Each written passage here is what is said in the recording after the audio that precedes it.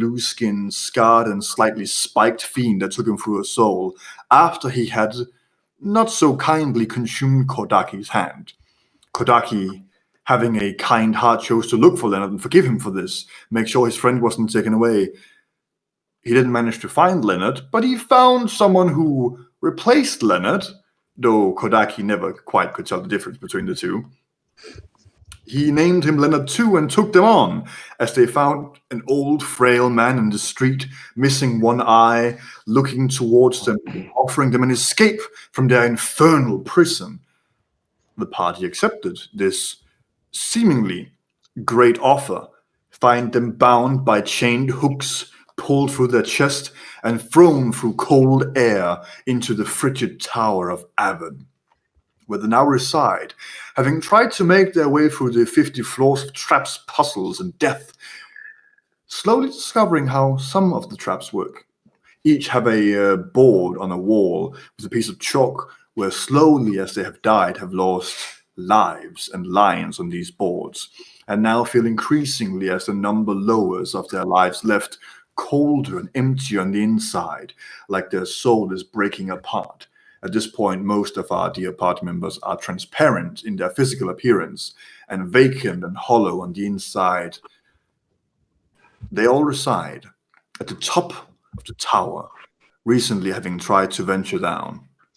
Actually, I believe Tywin and Seek are outside the tower at the bottom, correct?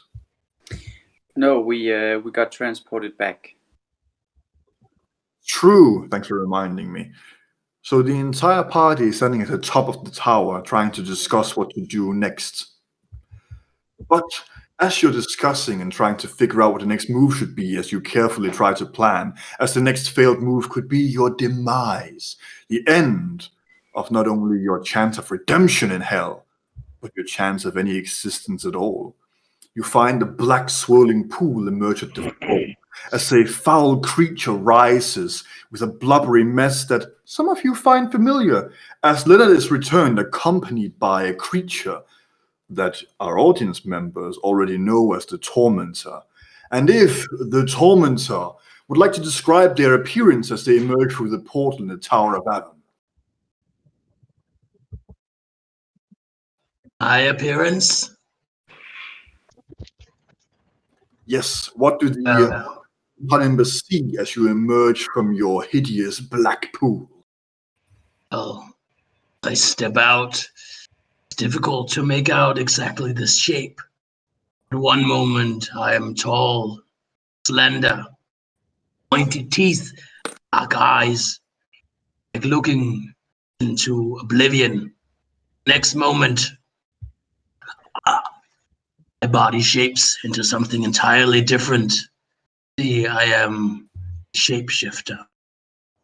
So my shoulders grow out, my arms extend, and you see black rubber gloves I use to hold down my visitors.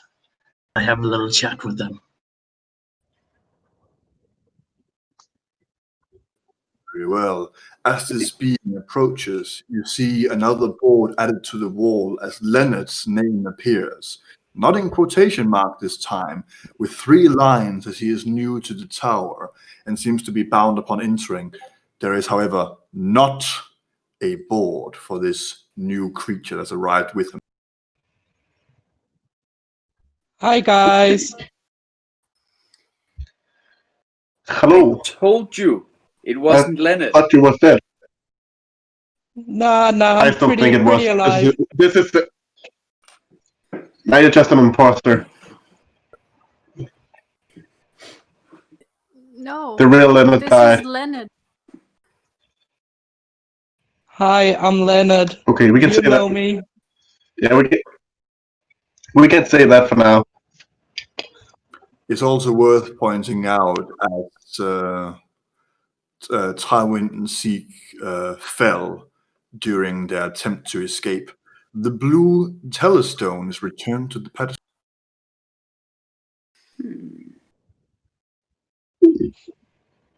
So guys, Leonard, what did who I is miss? this guy?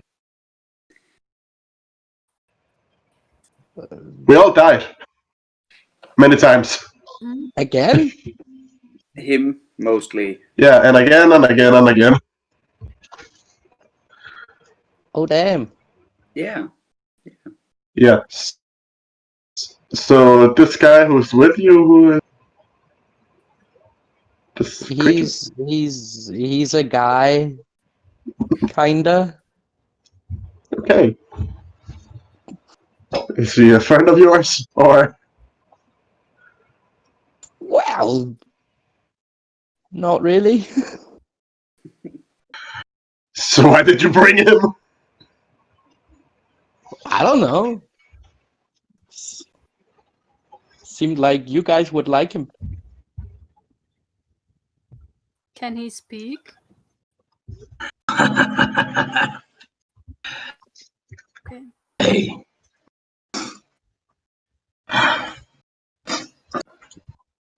Who's that? I smell sweet. Perfumey.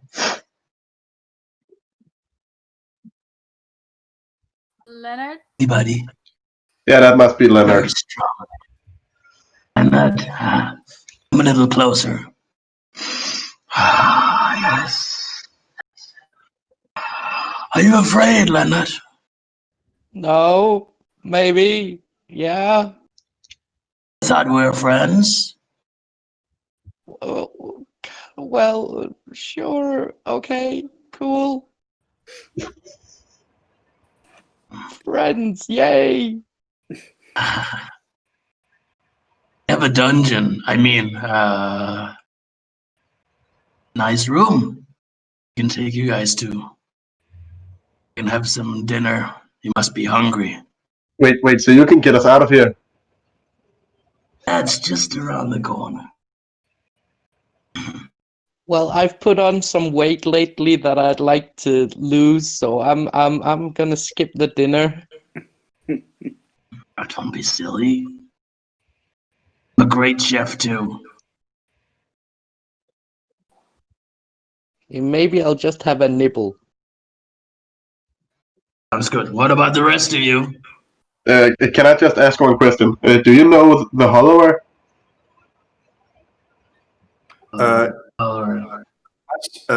You, Tormentor, you are aware of who the Hollower is. He is one with a strange agreement with the Dark Lords of the Abyss. He isn't exactly a fiend per se, and he has some conflicting interests, but as long as he plays fair and follows the rules, he is allowed to do his own work uninterrupted as long as he doesn't meddle in any official business. So you're aware of him, and also you technically outrank him. Yes. I've done some work with him in the past. Haven't seen him for a while though, but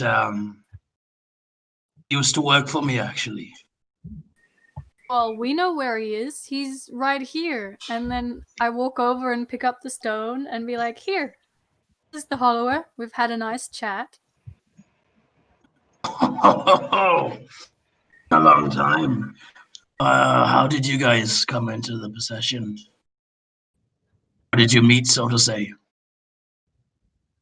Well, we were looking for a way out of here, and then we met this guy, and he promised us a way out, and then he locked us in this tower.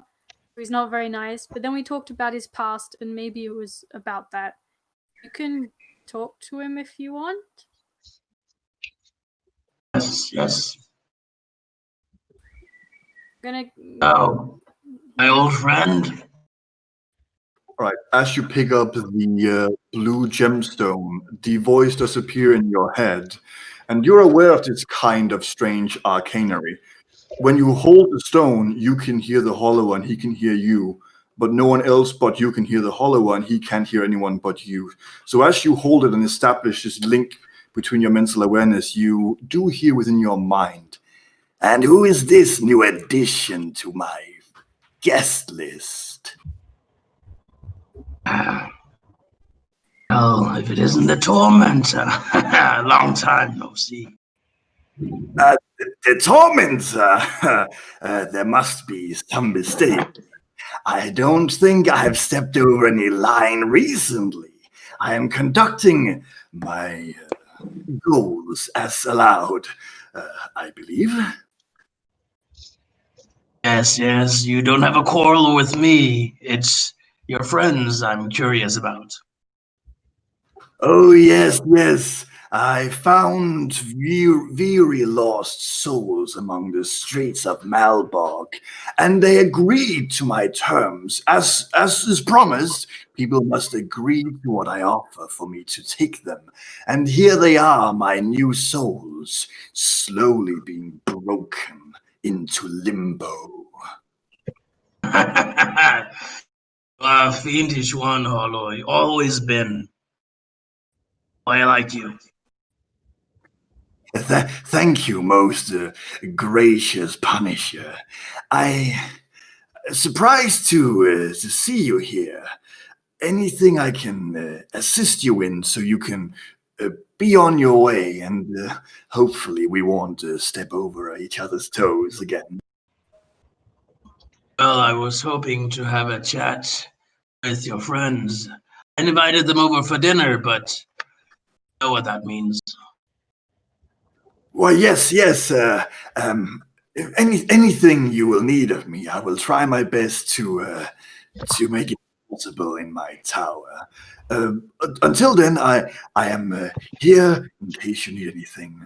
Otherwise, I'll continue to conduct my death maze as I do.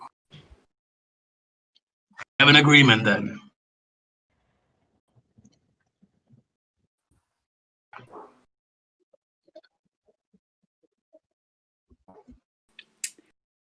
So Leonard, you're back. How was whatever happened? Well, I had some time to reflect upon myself, and I discovered I'd become quite hideous, so I'm gonna try to lose some weight. And maybe Hey, gain some form again, I guess. Yeah, hopefully. hey, Leonard, Just- did Yeah? yeah? How many of the green or red or whatever you got? I don't know.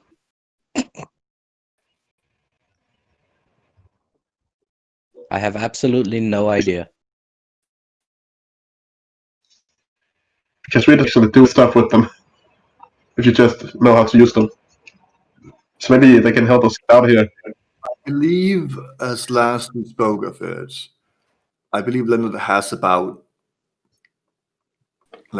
probably 5 or so. Seek grabbed most of them from you, Kordaki, and you consumed most of Yeah, them. So I believe, other than the large green one, which was obliterated, Leonard has 5, and Seek, I believe, if I kept track, you have 17, but correct me if I'm wrong. I can't remember, to be honest. You had one job, guys, to keep track of your inventory. Right. I'll say then, and keep track of it the best you can. Leonard has 5. Seek has 17. Tywin consumed 2 out of his 4, if I remember. I actually think I have no more left because I had consumed some before.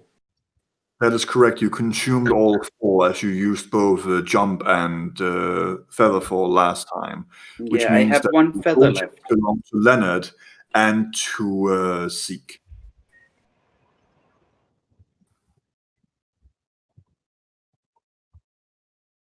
So tell me again, what do we use these things for? Other than get huge and buff? We can do magic with them. I didn't know that. No, I didn't either, but I consumed a couple of them and suddenly I jumped like 14 stories. It was very impressive. Most interesting. I want to consume all of mine. And All right, Leonard, as you consume them, you do find that what muscle mass you have left does grow, but so does your size as you continue to consume, and drink of the souls within the stones, but you also find it hum with a certain power. That was nice. For the sake of our guest, also who is a fiendish creature, you would be aware that these are soul gems, both food and currency here in Malborg, which is usually, depending on the color, mortal souls trapped in stones offered to be consumed or used. You were aware they gave certain powers, and the more you consumed, the more souls you had, the higher in rank you become as a fiend. You weren't aware that half-mortal souls could consume them for magical abilities. That is more unusual. I want to check out what I can do. Very well. What will you try to do? I want to punch something. Punch the wall. Now we're talking. All right. What do you choose to punch? How close is Kodaki? We never actually finished our fight. This room is particularly big. You can probably make your way over to him in quite a rapid fashion if you choose to charge him. Maybe without him reacting. I would like to do that. All right. And I would like to get away or dodge or anything. I would like, in that case, you give me a contested initiative check. So if you both would roll me a d20 plus your initiative bonus. Yes. Yeah, give me a second. Plus my initiative bonus. Shit, work with me here. Right, 14. Initiative bonus is 3. Is it 3? It's because your dex modifier is a +3, and that's the same as your initiative. Oh, okay. Well, then it's 13. And I got 17. 17, right? So you rapidly dash in your newfound form, and you are a little faster as you feel your weight become lighter in this sense, probably from your growing strength, as you rapidly move towards Kodaki. As you swing your fist wide, you feel the strength in them as you get close to his face. Kodaki ever managed to dive with his full body to the side, get on the floor, and do a roll up to his legs again as he gets out of the way of your punch entirely. Damn it!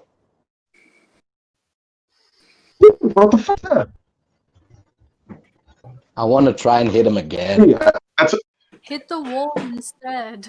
All right, Leonard, Yeah. give me an attack roll made with your strength, but add +2 to it. Okay. wait, is it me again? Because then I would like to judge again. Right. 19.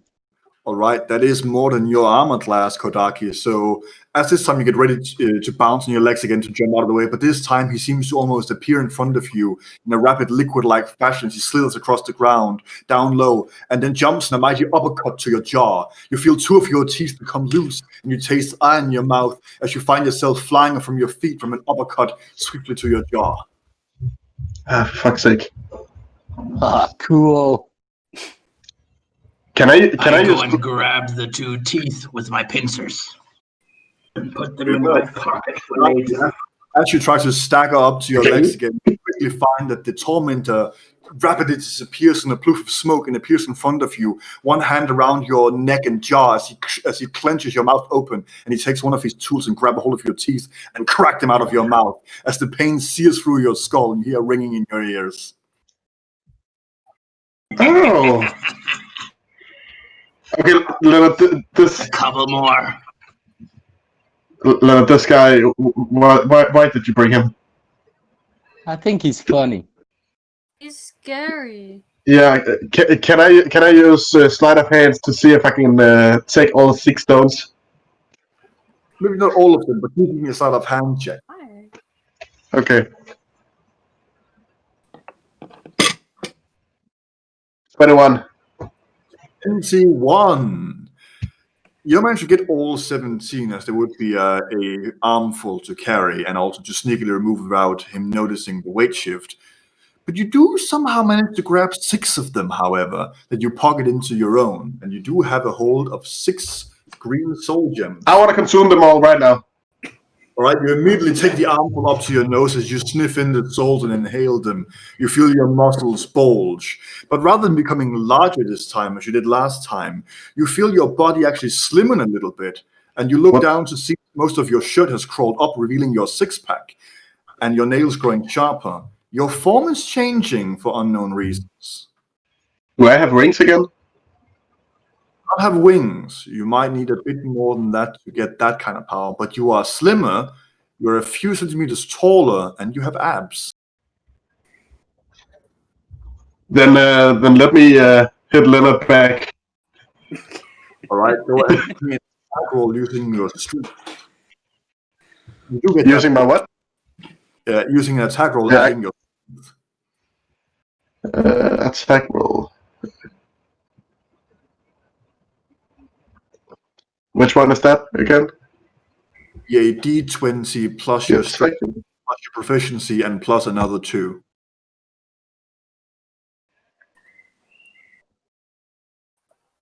Okay. 18.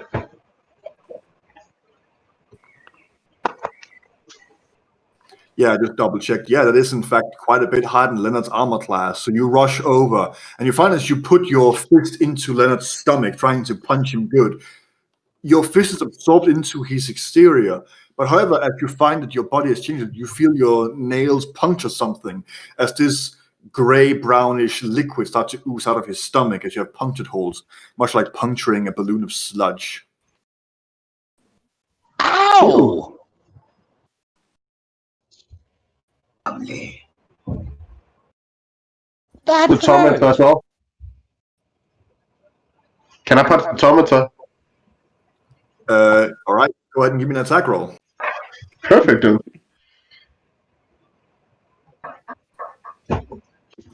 17. 17. All right, you get close, and as your fist is about to connect, I need you to give me a wisdom saving throw. A wisdom saving throw. Give me a second. Oh, no.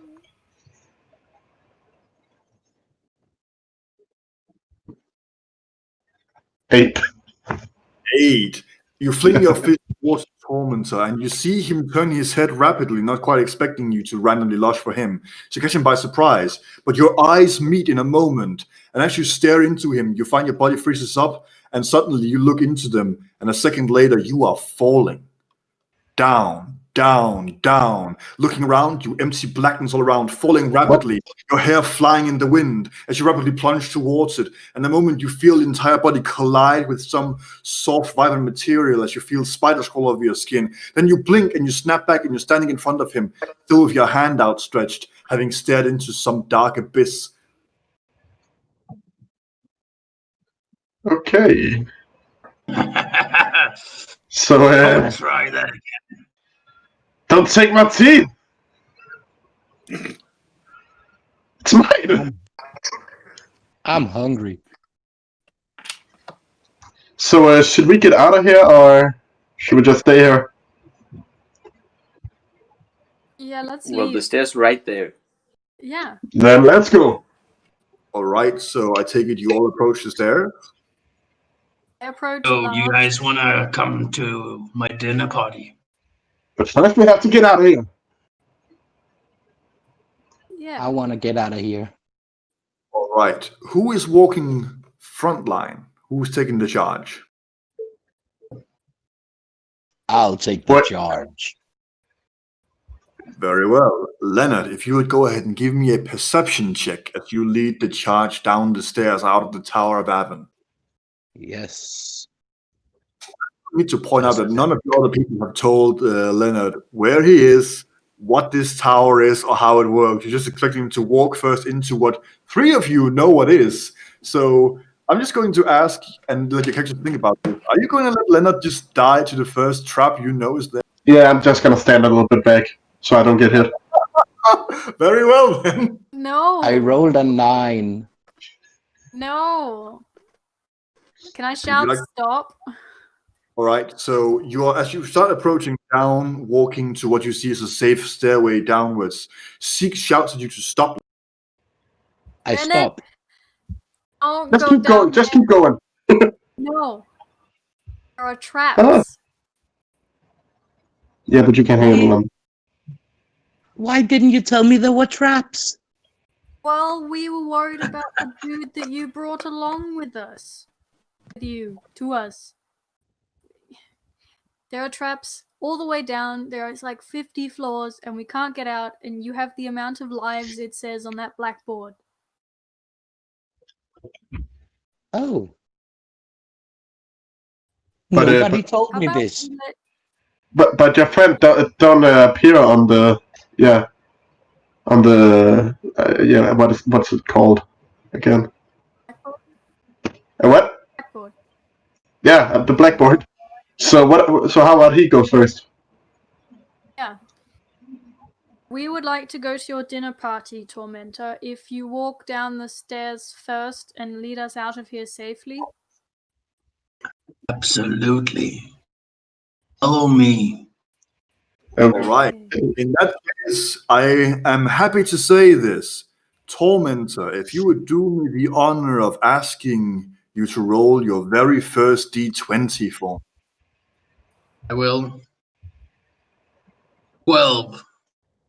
All right, and I do have your bonuses here. So as you peer ahead and look at the inscriptions of the wall to your left, as the outer wall towers on your right, and you go into this dark corridor, you notice that the writing scribbled on the wall change in front of you. Interesting. Walls are alive. Would you like to continue forward past the scribbling? If I touch the wall. All right, you touch the wall and the scribblings, and the wall starts to hum and glow a soft blue.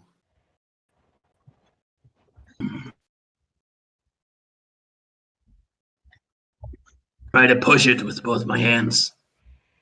All right, you stand and shove through the tower, and as you quickly realize as you put your hands to it, this is fiendish incantations. So the tower is not breakable on the inside through strength. However, the outer wall is. And as you go further in, the further you go down, touching the scribbles with your hand, the darker becomes the blue and more vibrant. As you hear the shifting of rock behind you, as the outer wall is making way, opening up to the large sky outside. The sky outside, and you recognize this layer of hell as Malborg. The brownish, blackish sky with pifts of smoke, this very large scrawling bird known as soul shriekers screaming around in the name of sinners! Sinners! Fly through the sky, the ground beneath filled with blasted craters of the wasteland where various instruments of war is being tested, ready to wage the war against the above dwellers. And you see the city of Malborg in the distance, the vibrant, rock-burning and iron citadel. As you further go down towards the scribbles. Yes. We're on the right path. Follow me, my friends. As you approach the center of the scribbles and the wall to almost be blinding, you feel the shockwave approaching from the wall as it throws you out the tower, and you start falling towards the bottom of the tower. You start realizing this is probably the first trap to try to murder people from the falling outside the tower as you fall slowly down the 50-storage tower to collide with the ground. What do you want to do as you're falling? Well, I think I have a bag of unlimited inventory right with me. So let's see if there's anything in there I can use to grab onto the tower as I'm falling. All right, you have various tools at your availability. You can use your bag of plenty of tools to get either a grappling hook, a chisel, a hammer, a pickaxe, hooks, rope, a parachute if you so desire. Some kind of a rope But you also with a have hook. You also have the innate ability to teleport. Innate ability to Teleport. To refractor your location to appear anywhere else that your mind is aware exists.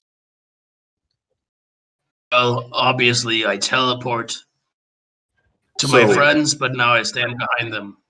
Right, so as you fall and your back collides with the various clouds as you go through the smoke clouds of the tall tower, your body evaporates into the black smoke and fiendish ichor drips that go down towards the ground and goes against the ground. As the smoke reappears behind these friends, as you appear behind them, looming over their sides, watching as they stare out of the wall that is currently reassembling itself, resetting the trap. All right, who goes first? You Where did again. you come from? We've all tried that. I Yeah. haven't. It clearly didn't Leonard work. happened because he was here, but yeah.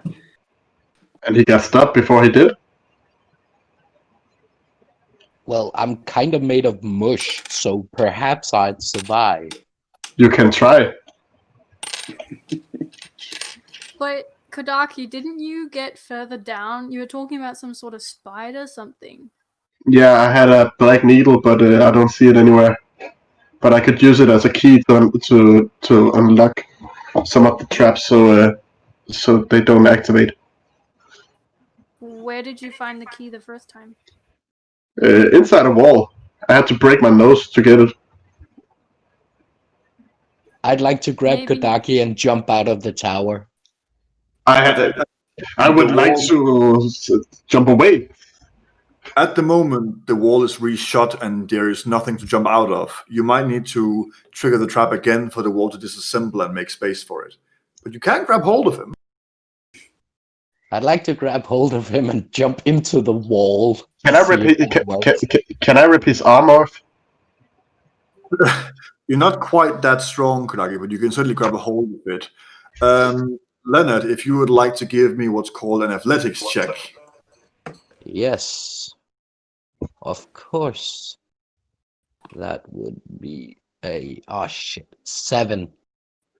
7. All right, Kodaki, you find that Leonard is approaching up to you and hugging you from the side, seemingly trying to nudge you towards something, but he can't seem to move you. It's probably just a weird way of him hugging you to try to forgive you for all the things that has happened. I don't forgive you. This is not enough. Yeah. I don't forgive you. I was just gonna check if you landed on top of me at the bottom, if you would survive. Yeah, I checked that with the other Leonard, but he didn't survive, and I didn't either. So that doesn't work. I have tried that. Don't worry. But that wasn't me. No, but I've tried it with both Leonard too. Also worth noting that you, Leonard, have no recollection of another Leonard. What? It's worth noting, Leonard, that you have no understanding of what this other Leonard is. Yeah, I have no idea. Yeah, but that was the real Leonard. You're just a I'm I copy. the- teleport with That is the real I teleport with other people. If I grab somebody and teleported, would they come with me? Yeah, that's how you brought Leonard back from the judgment cells of the blue lava. Obviously. All right, so you start. Well, how about I take them one by one and teleport them to my dungeons? Can you teleport me first? So, as you start grabbing their neck and the skin of them, lifting them up, with your innate abilities, you grab first who the furthest at the back would be Tywin, then Seek. Then your arms start to stretch out, the bone leaving your arms and quickly heal back to form another arm, and another arm, and another arm, as you manage to grab all of them with these spider-like long limbs that seem to crack and elongate with these disgusting crackling sound of bones and twigs and the sound of liquids shifting as it. You grab their neck and you each find your body sinking into the stone floor in this puddle of ooze as you re-emerge in a short moment later in this pitch black stone dungeon deep beneath who knows where. The temperature is significantly colder. It's a smell of iron and musk in the air in this cold, very humid place where there's very little light, but you can still manage to see thanks to most of your now infernal states. Welcome to the dinner party. Whoa. Thank you. Well, as you see, The Put chairs coast. for all of you. Please have a seat. There's a chair No, for thanks. each. No thanks, I'm not hungry. I sit By down. the will of the 35th Arenas and the will of Darkin, these souls are mine to toy. Not I've mine. So hungry. spoken, Kodaki. The number on you glows vibrant and burns your arm as you find one of the chairs is grabbing you, forcing you and linking your arms to it as you now make your place firmly at the table. Okay, I guess I'm hungry now. I'm so hungry I could eat Kodaki. Oh, Please You go away. tried that already. that's just an expression. You tried that already. You took some of his arm. Oh yeah. Can Well- we maybe eat at a later time? Well, it's just the appetizer for now. Darky has already had his. Now I'll take turns staring deep into your eyes, each of you, one at a time, make you reflect on your sins, your darkest fears, before the dinner party can continue. That said, I would like everyone but Kodaki to give me a wisdom saving throw. Oh no. Oh god. Wisdom. Oh. Net 20. What? 15. Wait, 19. what did you say, Tywin and Seeks? I didn't catch that. 17. And 19. All right. Despite your penetrating gaze of the black oblivion and your eyes, these people manage to resist your gaze somehow as they flicker around as you grab hold of their skull and force their eyelids open. They seem to not bask into the dark of your eyes. You're not quite sure how they could resist that. Well, like I promised, here's the first course. It's porridge with maggots. All I have. So each of you are beckoned to take place at this large wooden table, set with a nice white rug, filled with various glasses and bottles of meat, wine, and otherwise, as you're placed with you a nice black porridge. Black porridge? With writhing maggots, small cockroaches climbing around, and a few mealworms for some added flavor as they writhe around your little bowl, and your spoon that seems to be carved of bone, with small claws at the end of the handles. I could use some help in the kitchen for the next course. Any volunteers? I'm good. I volunteer. Excellent. Okay. Right this way. All right. As Tywin follows the tormentor out towards the preparation area for the various foods, if the tormentor would like to describe the nearby vicinity of this room and what Tywin sees as he enters this place to assist. Well, the dining area initially was a big wooden table in the middle of a room. Everything else pitch black, only lit up by the candles. At the end of the room, darkness, a thick wooden door. As we open it, we venture down the long hallway. Keeps going and going and going. And the walls that once seemed very wide coming closer until our very shoulders are touching the walls and only lit by torches. Then we step into a preparation room.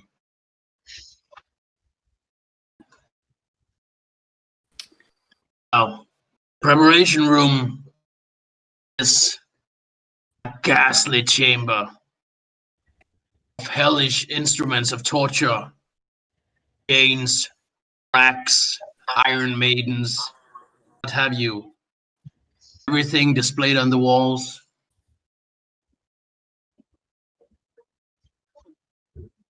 couple are missing. I have those in my bag. As we step in the room, the door closes. You have nowhere to run, dear Tywin.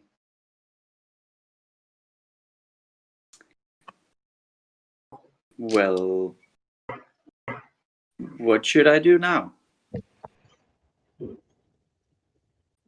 Please lay down on my wooden stretcher. I would like to ask you some questions before you and your friends can leave. So you're doing like a therapy thing now. Okay, fair. I lay down. Now, the stretcher has some magical properties. Anyone who lies into it is actually attached into the wood of the table. You slowly sink in, then you can't move your arms and legs. Now I have you right where I want.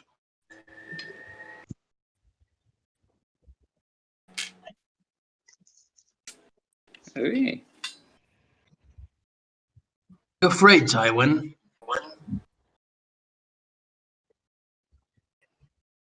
Should I be?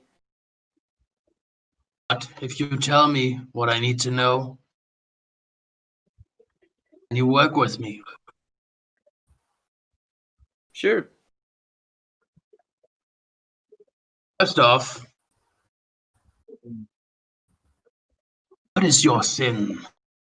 And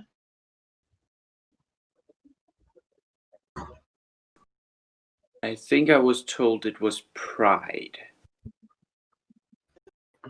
oh, prideful sinner. I love those most of all. Maybe we can be friends after all. We'll see after this. How about the rest of the lot out there in the dining area? What are their sins?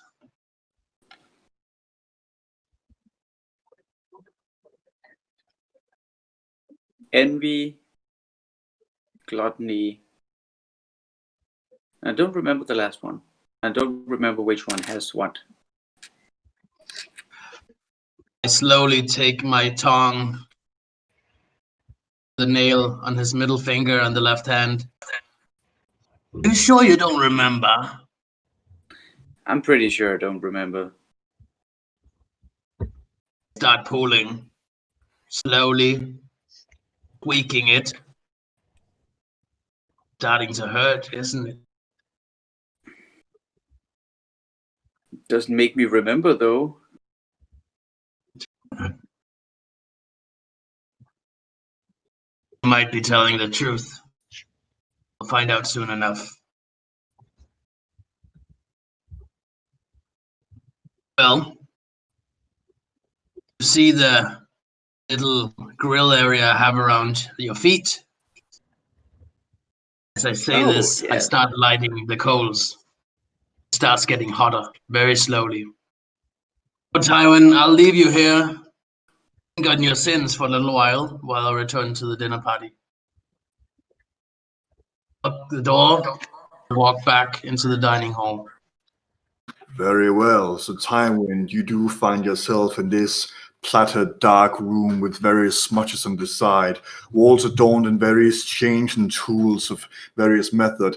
A few rare cases, he seems to keep mementos of his good time with various pleasant people. As you see on the walls, there are framed fingernails, sometimes whole fingers, rare times faces, eyes, various things that he has left as souvenirs of a pleasant conversation with the many people who sit in this very chair. You are thankful of your fiendish form has some heat resistance. At least you were in Malborg. This isn't quite burning. The flames tickle your feet, but instead of being a burning sensation, it more feels like someone. Lille flødebolle, der er mad.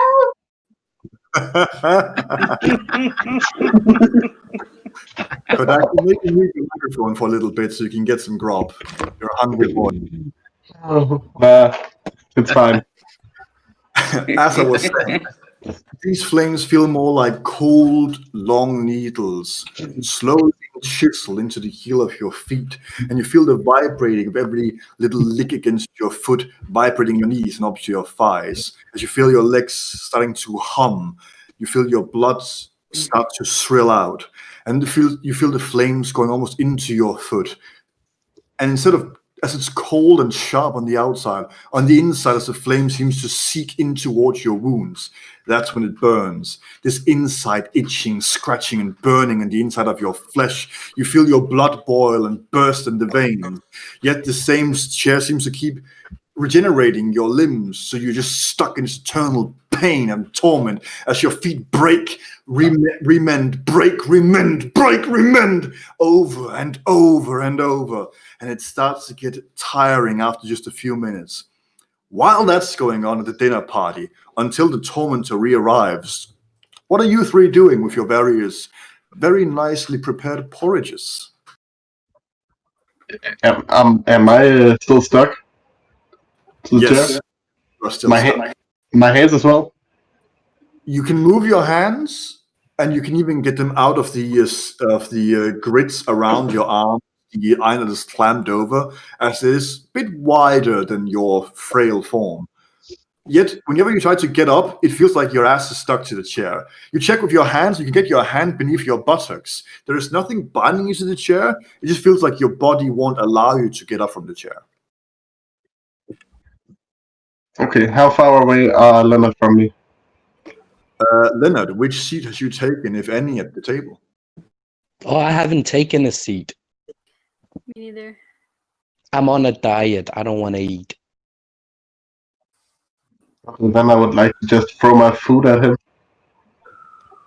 You grab your plate of porridge as you top it towards Leonard. Go ahead and give me an attack roll with your dexterity.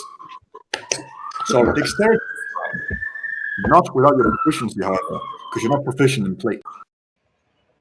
Okay, give me a second.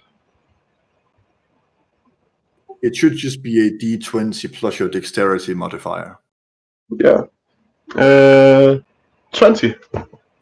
20 is in fact more than Leonard's armor class. As you are looking around the room, admiring the design, trying to look for an escape door somewhere, Leonard, trying to think ahead and figure out what to do before this strange, malevolent creature returns. As you turn around to look at the table, you find your face met with a plate, very nice porcelain plate, black oozing porridge and maggots and creep that drive around your face now, as they are scared from the sudden toss through the air and are looking for an escape in your various orifices of your face. I want to try to get it off my face. You quickly do so as you take your hand towards your face and you start wiping it off. But as you start wiping it off in the same motion, you hear a familiar voice in your head. Consume.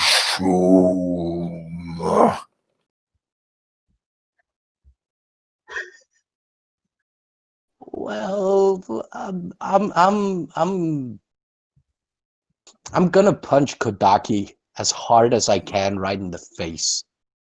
All right, give me an attack roll with advantage because he can't exactly dodge very well at the moment. Oh, I would like to bite into his hand. I should try that. To see if I can get a bite off him. All right, so if you go ahead and give me that attack roll, Leonard. 18. 18. You see a quite angry Leonard march towards your chair, Kodaki, and as you have the smile on your face after that good throw at his face, he was proper startled from that. He rears his fist and you're like, all right, I get ready to dodge. And in a rapid pace, you find his entire face just over your face. And his knuckle is quite large, covering your from chin to forehead, as you start biting into his fists, biting and biting. And you find you decide whether disappointment or liking. You can bite chunks of him off that seem to separate with no blood in between, as your mouth fills with these leathery, paper-like. The texture is like eating ash as it dissolves on your tongue and tastes quite foul as you having chunks of Leonard in your mouth.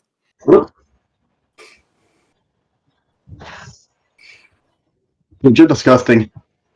Did you just try to eat me? I gotta eat something. You took my plate. I want to eat Kodaki's head. All right, Leonard, if you would give me an athletics check as you start grappling him and circling him around your form. Yes. Just sorry, 20. Plus 20. plus 1, so that's 21. So it's a natural 20? It was a natural 20. Oh, that's not good for you, Kodaki, as you find that the chair you're sitting punch him. enclosed and grasped by Leonard, as you feel his body envelop yours, and he's using his partially liquid-like form to go around you, and you feel a row of teeth enclose around your eyes as he stretches around you.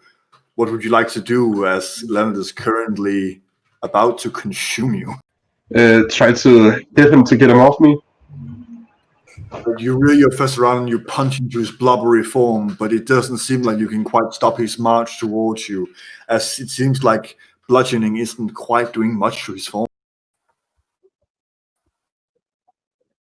How sharp are my nails? Very, very sharp.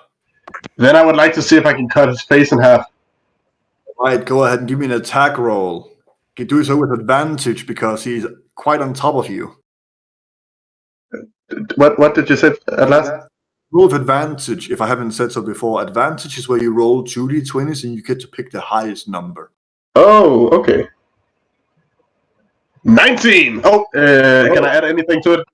You can add your dexterity and your proficiency. Give me a second then.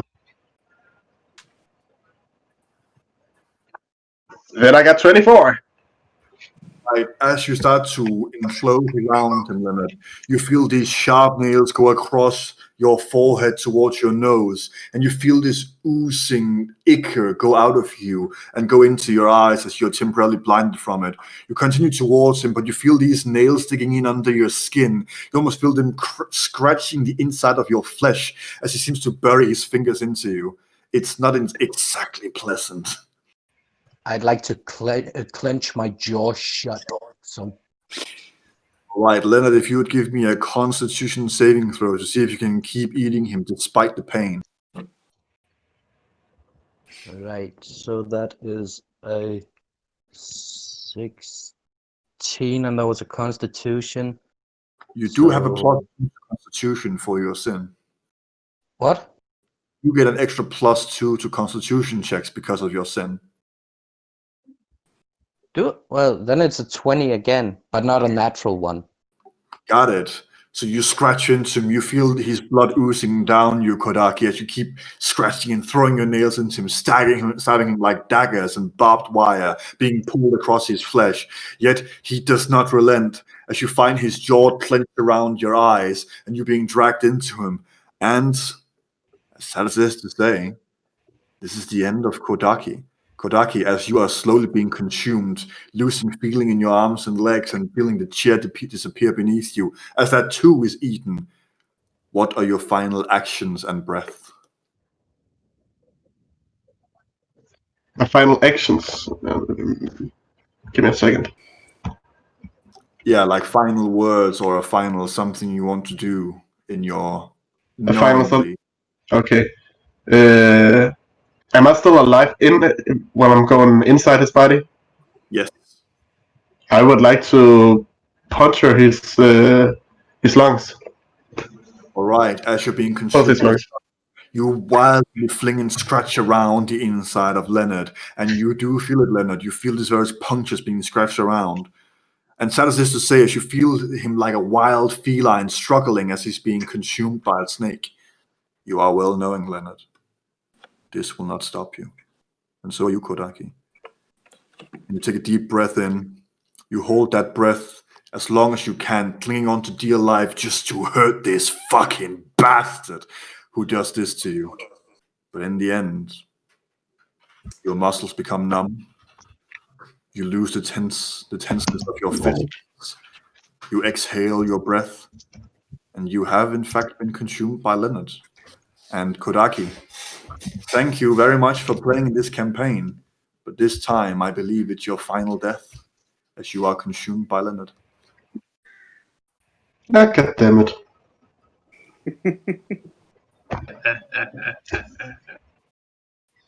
The tormentor Yum. does move at this time to watch this horrific display. Leonard, as you do this, you hear the voice inside your head. Yes, yes, accept my gift, Leonard. As you do find yourself growing further in size after consuming Kodaki, your strength growing further, but you also feel your humanity slipping away.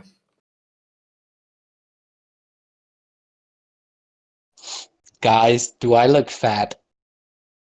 He is bigger. Leonard, why? You still real- hungry? A little bit. I brought you some dessert. Oh, Iwan made it for you in the kitchen. He's still slaving away. So out of my bag, my infinite bag, take a big lush ice cream dessert, put it in front of Leonard. Leonard, as you stare at this ice cream dessert placed in front of you, the voice is no longer in your head, but you feel your stomach rumbling, despite having just consumed something equal size to you, being surprised you could even fit it, as you tried, having consumed the entirety of him, not just the head that you had hoped for. Yet you're not full, and you don't know if you can be anymore. I want to eat the ice cream. You've always got room for ice cream. Damn right, you do. You put your mouth to the ice cream and you slurp it down happily. The sweet taste like ecstasy through your veins. The berries on top, sweet, succulent, and juicy. The whipped cream, airy, fluffy, dancing upon your tongue. The coolant of the ice cream, a nice relief from the warmness of hell that you're residing in. And this is a problem because you're starting to receive immense pleasure from consuming things. But every time you do, you feel a little more powerful.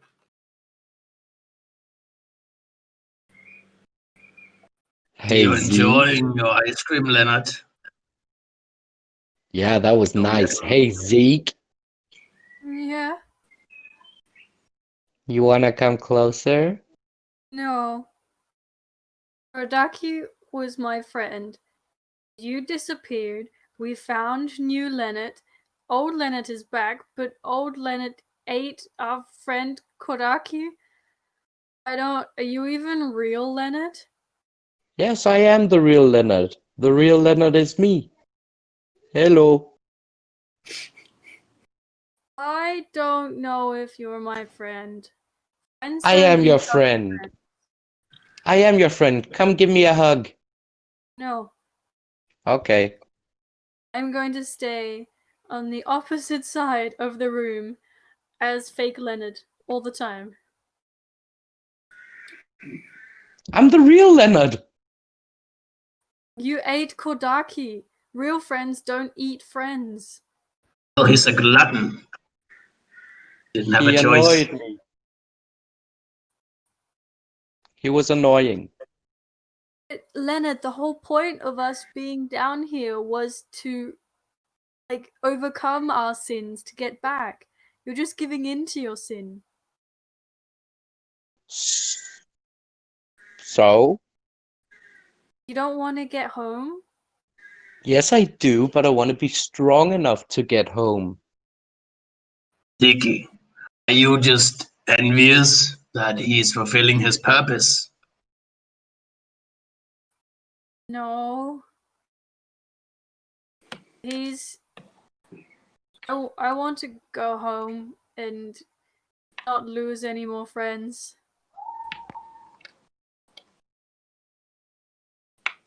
You're just Well, jealous.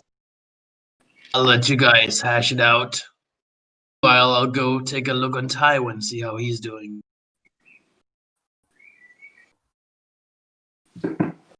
All right, with that, let's take this moment to return to Tywin and see how he's doing after the interesting display that has occurred within the lovely dining hall. As we return to Tywin, who you are still sitting and, well, laying and struggling in this large table, You are starting to feel the beach sweat going down your head. You're clenching your jaw and you feel the teeth start to crack. So you try the best to unclench it, but it makes the pain a little less bad when you at least get to clench some muscles. I try to do a constitution roll to appear unscathed. To appear unscathed. All right, yeah, I get what you're trying to do. Yeah, give me a Constitution save, also known as a composure check. Okay, 13 plus 1, so 14. I'm sorry, you're just beneath the DC. He returns. You manage to relax your face as best you can, but you can't exactly stop your body shaking from the pain, nor can you stop the sweating. But you're trying to keep your face the least tense you possibly can. And as the tormentor, you come in. He does look relaxed in the face, but you know the quivering, you know the sweating. No one can truly hide the suffering they're experiencing. Oh, my dear friend, you don't look all too well. What is it? It's a little warm down there. Don't worry. Just the thing for you. This little vial is gonna make it all go away. Make it all feel better. Problem is, also make you lose that prideful spirit of yours. It's gonna go into the deepest recesses of your mind and crack that which you have sealed for so many years. Oh, let's put this little vial inside of you. See how you take it.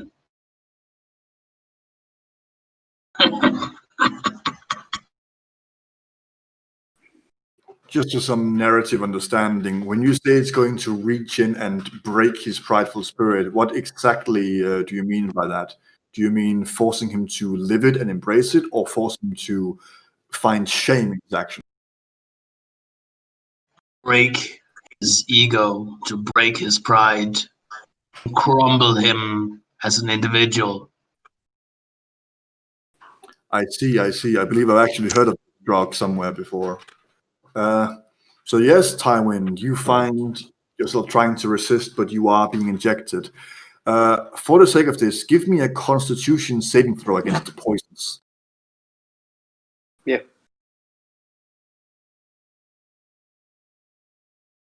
21. 21. You find yourself injected. You find yourself hallucinating and seeing things for the moment. But you quickly manage to breathe in and go, and you somehow manage to resist the poison as you clench your arm and you see the ichor beneath your veins doesn't move any further as it is slowly attacked by your body's defenses and defeated. Is this? That was an experience. Stronger than you look, little one. What will it take to break you? How about invite your little friend Siki in here to the party? Would you like that? Little company. Don't see what kind of difference it would make. Right. I'll be right back as I go and get Siki. All right, once again returning to the dining room. What has happened in these few short minutes as the tormentor has been away? I'm staying very far away from Leonard. I'm just trying not to eat anything. At this point, Leonard, give me a wisdom saving throw. Oh shit. Yes. Right. Okay. 10. 10. Right, you place yourself at some part of the room. You stand valiantly. You look to the various foods on the table. Look over to Seek, and you're all right. You've had your fill. You feel all right. A little bit peckish, but you're all right. You start staring at the food that Kodaki threw at you, writhing around the floor. You don't need it. You don't need it. You don't, and you start sweating. You don't need that. And you start eking closer to it, and you take one of the small maggots and just think, just a little bite. Little bite won't hurt. As you put it into your mouth, what your previous self would find to be a disgusting, writhing little putrid beast is quite delicious, juicy, meaty, tasteful, nice bit of protein. So you just take one more, and one more, and before you know it, you are finishing the porridge from the ground, looking to the table for more. Oh, so that's how I am now. Good to know.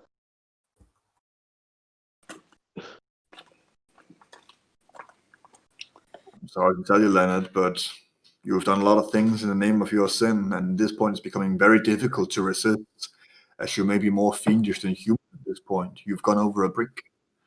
You can always return, but it's going to take a lot. I'd like to try to stop eating.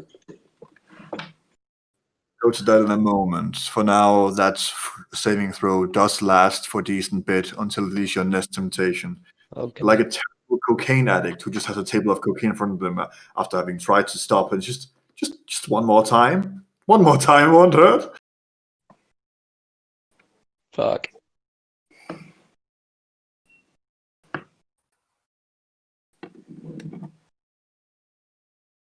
Is there a way out of this room? Is there any like doors or windows or anything? You look around this stone-like box room as it is. There isn't an exit. There is only the door that you saw the tormentor go down, but you don't know what's past that door. You can always try to run down it to see if you can find some way out or hide from this wicked creature that seems to take joy in watching you squirm in agony.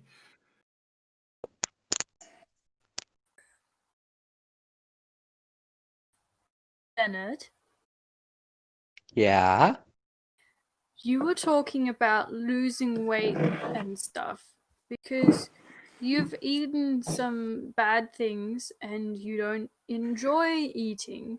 So maybe a way to stop eating is to get Tywin back and then we can go for a long walk.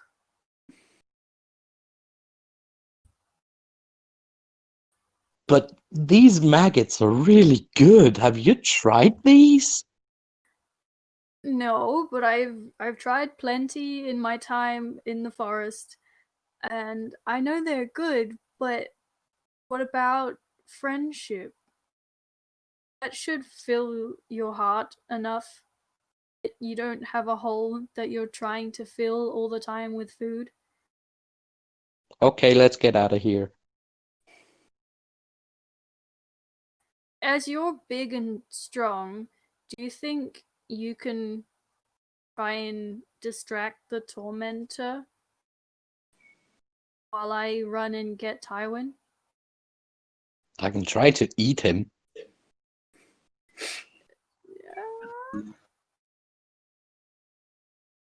I mean, you can also try to like, distract him first, and if everything else goes badly, eat him. Okay. Okay. As the conversation is being had, the door opens to the room and the tormentor stands in the doorway.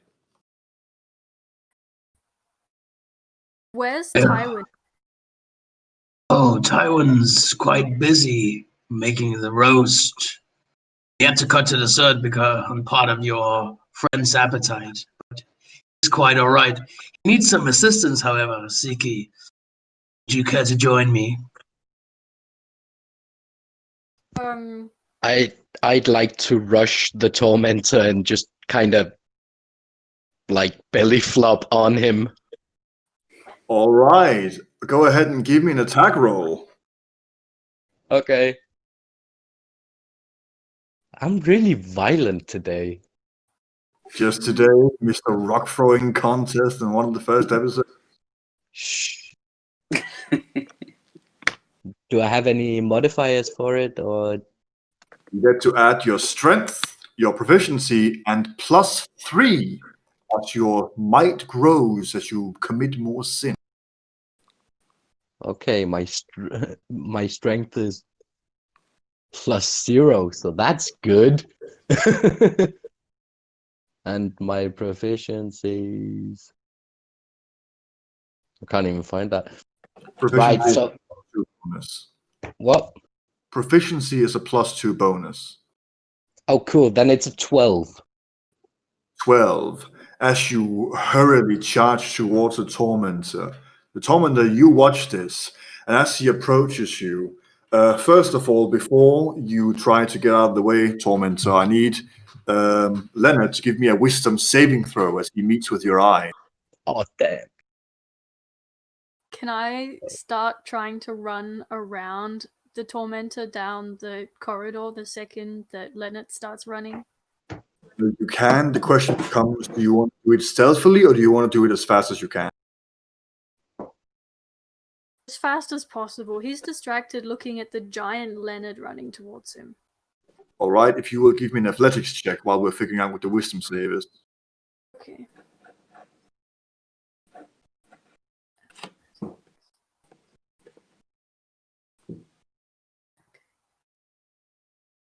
I got 18.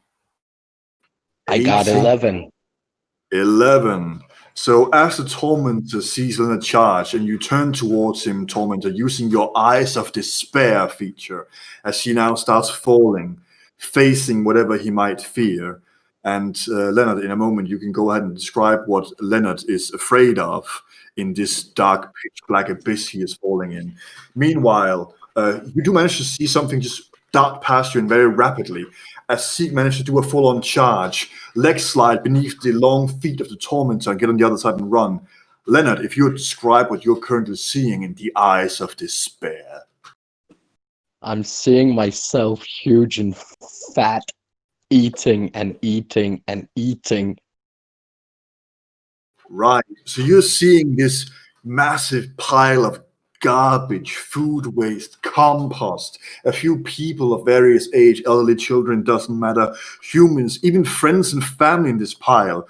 And you see yourself standing over there just eating and getting bigger. You see tears rolling down your face, but your mouth is smiling, and you can't tell in your own expression if you're crying because you can't stop or you're having tears of joy as you watch yourself bite the head off your grandmother, chew the leg upwards from your nephew, eating families, friends, trash, whatever you can get your hands on. Everything must be eaten and consumed, and you're just going into a larger and larger just pile of waste, plump fat, oozing pus and smoke, bulbous orbs that seem to swell and with this blackish, putrid smell, much like a sewage system, as you just compile things into your massive body.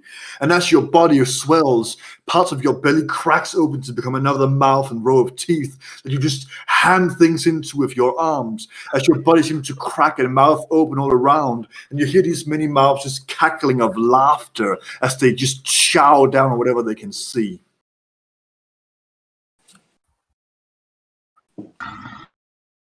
Oh, damn. And you snap back, but as you do in that moment, Seek, what are you doing? You're in this long hallway that as you run down, get tight and tight. I'm running as fast as I can, not shouting anything because that's loud, and trying to see if I can hear Tywin making any sort of noise that I might know where he is, and just towards him as fast as possible. All right, give me a perception check, Seek. Okay. Perception. Please be good, please be good.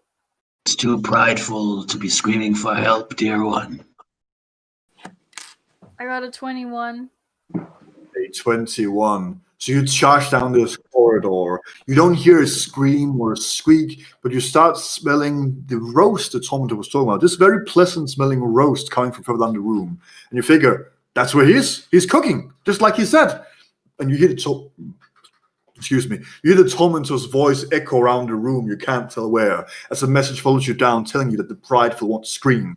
You quickly run down the room as the corridor comes tighter, having to run with your side charged in front of you as the corridor becomes tighter and tighter. You slam your arm into the massive iron door that smacks open into the wall, clatter to the ground, look up, and there is Tywin. You see the beads of sweat, the eyes shut closed as he doesn't need to hold an expression as he thought he was alone. And you see these strange bluish purplish flames that have bored holes into his feet as blood is oozing out of his soles, and the flame oozing, eking into his skin, and you see his feet are charred black and bubbling. Tywin? Oh, hi. How do I get you out of there? Is he like tied onto something, or can I just like pull him away? If only He's halfway melted into the table.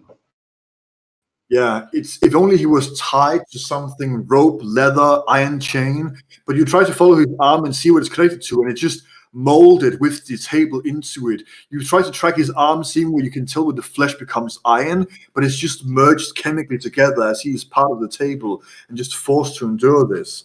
You're not sure how to get him out, if there's some sort of mechanism on the table, or you might have to remove his arm from the shoulder. You still have some of those stones, right? Yeah. You think you can get out if you have some? I don't know, but maybe you can do something if you use them. I can try. And will you please extinguish the flames? I could try. Okay, can I take out one of the stones and like hold it up and then breathe it in? I think that's how you use it. As you, for the first time, inhale a soul into your newfound, slightly fiendish body, you feel this rush of energy. Your eyes go wide as you feel like another being, for a short moment, inhabits your body with you and is then consumed by yours. Your soul empowered, humming with magic. But you also, with your keen senses, notice what the others might not have, which is whenever you do this, you lose a little bit of humanity as you feel yourself becoming more powerful but more fiendish. Okay. Can I use this power to push Tywin away from the flames, or like the table away from the... You try to focus real hard on what you're trying to do, but give me an arcane check for this. I'm not magically given... Not a magical person. Got a nat 20. Very well. In that case, as you try to focus the energy and you try to picture in your mind what you're trying to perform and what you're trying to make happen, you feel like one gem might not be enough for this kind of task. There is some powerful arcanery here. You might need a few more to fight this kind of power. I pick up 3 more and do the same. Very well. We will stop at the moment just there and go back to Leonard and Tormentor, who a few minutes have passed at this time. What's going on between you two? As Leonard, you blink a few times, and what feels like has been half an hour to an hour, you realize you've been standing frozen for just barely a second, staring into the eyes of the Tormentor. You feel like this realm of despair he throws you into, time is only but a sliver of the reality. I'd like to continue to try to belly flop on him. Give me an attack roll. Okie dokie.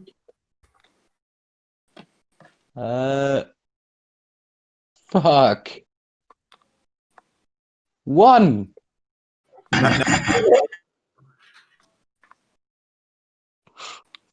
I rolled a natural 1. So you prepare to jump up towards him, and as you do, you flop your belly forwards. And in that moment, you blink, you look around you, and there are 3 tormentors. As you hit the one in front of you, it disappears and turns to dust as you're surrounded by the 2 others. As you land down prone onto the ground, and currently a tormentor to each of your sides. In the meantime, what are you doing?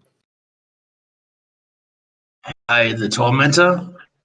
You are the tormentor, and what do you do as you watch this frankly foul, fiendish creature try to raise an arm towards you, but your various illusory tricks seem to work well on him so far? Oh, Leonard. Bake my dessert. You know, we have a connection now, you and I. And see into the deepest pits of your fears, all your shortcomings, everything you wish you were but never will be magnified here. My dungeons. Now, look like you might fit into some of these jars. As I take my scalpel and I start cutting pieces of him and putting them in these sealed glass jars. Well, in the time it takes Lynn to get up and away with rapid movements as you have the speed, you manage to cut 2 decently sized chunks off of Leonard's shoulder and back. As Leonard, you quickly get to your feet again and make some distance between them. What are you Trying to run after Zeke now because my plan didn't work, so I'm just gonna follow. All right, you start charging down the corridor, which as you get further down becomes smaller, and you start to worry if you can even fit with your new-sized form. But then as you start to force yourself down, you realize you are still partially liquid, and thus you can seem to fit into very small surface areas as you start to glide down.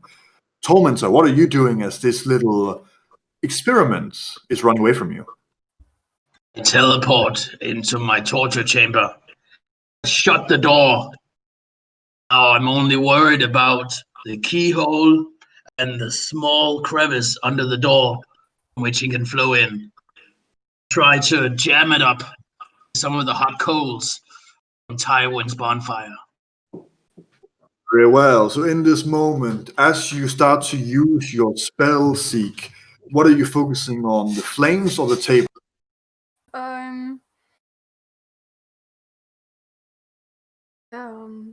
I'm focusing on the flames. On the flames, very well. So you start to cast your spell of power as you manage to cast the dispel evil and good, and the flames extinguish, and there's nothing left but cold. Cold, no fire. But Tywin is still attached to the table. As in that moment, you hear wind gather behind you. You quickly look over your shoulder, the tormentor is there. He hasn't seemed to look behind him yet, as he quickly seems to dart over beside you, staring into your eye, grabbing the coals and putting it beneath the door frame.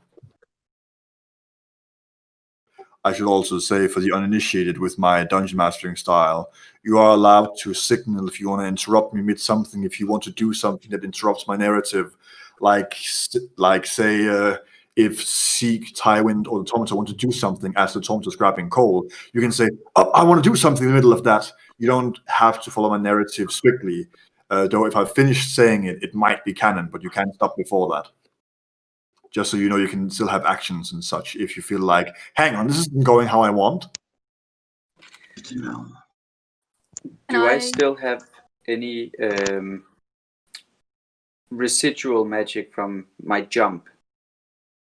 Your lingering effect is light, but you do have a slight bit of magic left from the gems you consume, but it might only be enough to perform minor feats. Can I grab 2 gems and run over to Tywin?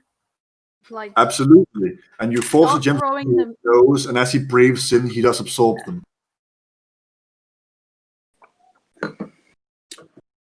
I focus all my energy on removing myself from the table. Very well. As you manage to cast Lesser Restoration, restoring your body to what it's meant to be. Normally you have to use your hand gestures, but as you try to find them, you have no hands. So you use an extra gem that would usually be required to focus keenly. Breathe in, trying to focus despite what has happened. and your focused mind managed to keep enough of an edge, and you find yourself emerging from the table in this weird feeling as you pull your shoulders up, your arm is reappearing, not separating but appearing as if it has been gone, and you were the table, but you are yourself, and you lay upon the table as you were meant to be. Well, I quickly get off the table. All right, it is worth saying the tormentor is in the room with you, and at this point, Leonard, you have approached the door, and you're looking around as you try to squirm beneath the door. Can't find enough space for the coals, but there is a keyhole you could try. I'd like to smash through the door. Go ahead and give me a strength check as you bash it in. Yes. Okay, that was a 17. 17. 17 is just enough with your bonus to your strength checks from your gluttonous form. As you, rather than you try to do a shoulder charge, but the space doesn't allow you to have a form. It's more like a tidal wave crushing it. As the door flying sideways, it falls down on top of the tormentor. As you, the tormentor, find yourself, the door falling on top of you as you're plugging the coals. Your head out the top of the door frame, the rest beneath it. As you see them just like a water tide throwing in above it to the other side over to Seek and Tywin. This. You both. Not how I was supposed to go. Hi, Take this guys. table off me. I had no idea he was in the room. Did you, Seek? I saw him. That's why I rushed. But Oh, not much. Just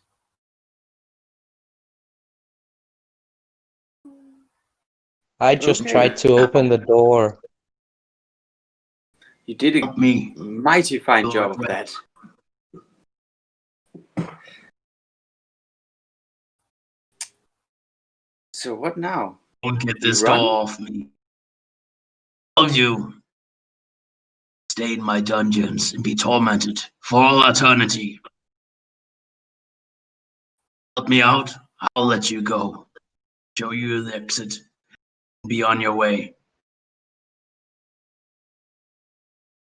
Hmm. Leonard, how about you sit on top of the tormentor for a second while we discuss this? Okay, I'll just sit here. I try to push the door off. All right. I would like both the tormentor and Leonard to give me contested athletics checks. So if both of you would roll me a d20. Yes, sirree. 6.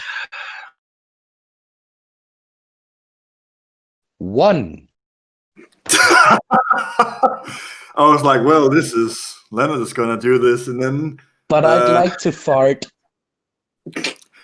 Well, you almost all the time do in your newfound form, but as you try to place yourself above the door, you find that the tormentors, and you see his form change, his arm buckle and bustle as muscles seem to grow. And at first he uses 2 hands to get up, and he takes 1 hand to the ground, the other to the door frame, and just pushes it up into frame. As Leonard, with a natural 1, you found your body locked between the door frame and the door being replaced into frame, clicks into place as the tormentor turns his attention towards Seek and Tywin.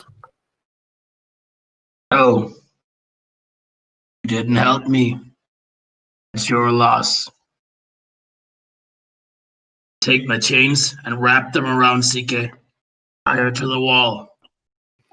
Seek, if you go ahead and give me a dexterity saving throw as chains start to fly towards you.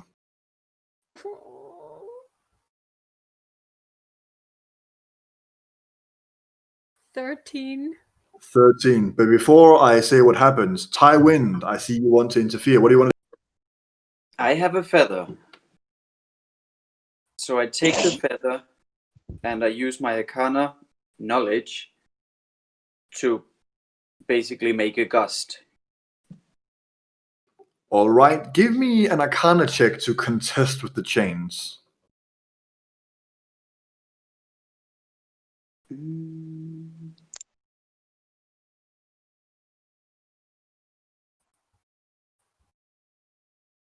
That would be 19. 19. So, Tormentor, as you bring the magical chainry to bind Seek, you find that you see Tywin pull out a feather from a pouch, wave some signatures, some various sigils in the air, which you have seen from some human cult, but this rarely ever works. As he then with the feather throws it through the air, as it forms a massive fan that blows the chain towards the wall as it fractures. He has managed to use a power that beat your chains and tools. What is this power? It is Why the you power of pride. are not just sinners in this land. Who endowed these powers to you? Demand an answer.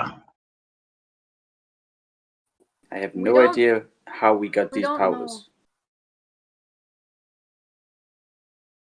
I'd Just like to try figured and out get it inside the worked. room. Leonard, if you can give me an acrobatics check. Yes, sir. The quick thing I want to mention that I really should have said earlier because it's very important, especially for the Tormentor. It has been established in previous episodes, but I should have reset it. In this version of Hell I'm using, and you can tell me if it's non-canonical, as you are the writer of the universe after all. But in Hell, it's not only written contracts that are binding, but also verbal contracts. So if ever a fiend speaks the word promise, they are bound to if it's written by contract by the ancient powers invested in them. Deals must be respected. They can be twisted as long as not untruthful. Just thought I'd say that if ever you want to use that to your advantage of either trying to bargain with them, because at least Leonard has actually bargained with a fiend once before. Oh yeah, I have. It was a 14. 14, yeah, you managed to, despite the door frame being a bit less, you feel some of your body fall apart on the other side and you're being torn in half. However, you manage to keep a mental connection with your lower half as it squirms through the keyhole slowly and you reform yourself. And you are inside the room and you are free to move and do as you please. Hi guys, I'm back. Sit on him again. It I've didn't seen- really work out.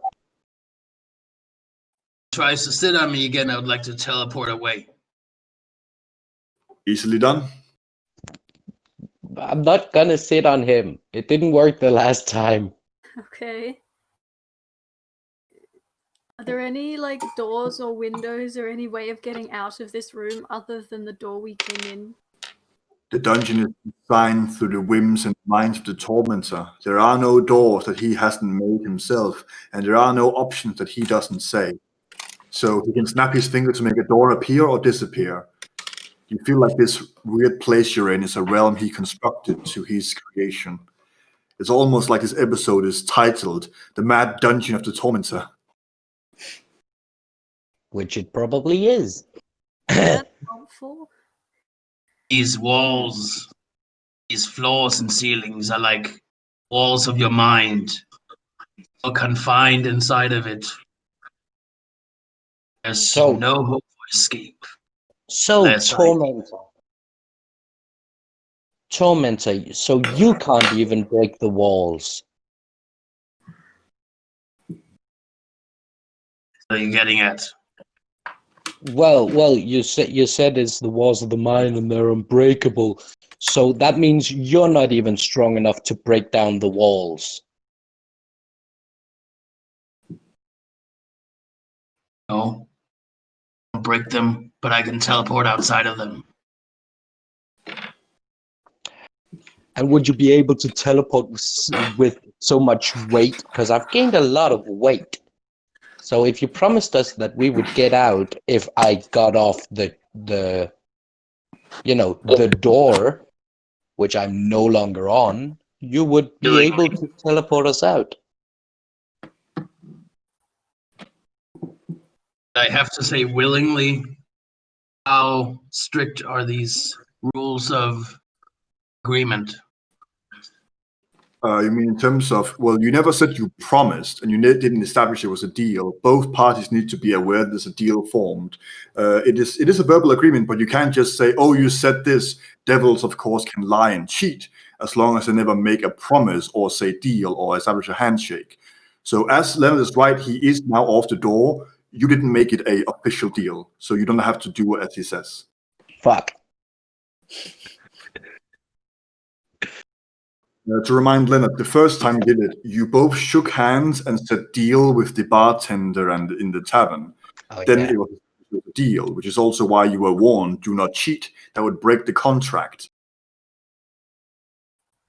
And Oh, you did yeah. win fair and square through the rules of hell, surprisingly. I tried to cheat once. Worth noting, Leonard, you are more fiend than human. You also have to abide by these rules now. Your party members, maybe not as much. Fuck. I will make you a wait. deal if you want to get out of here. I need to know the power, this arcane power that you wield.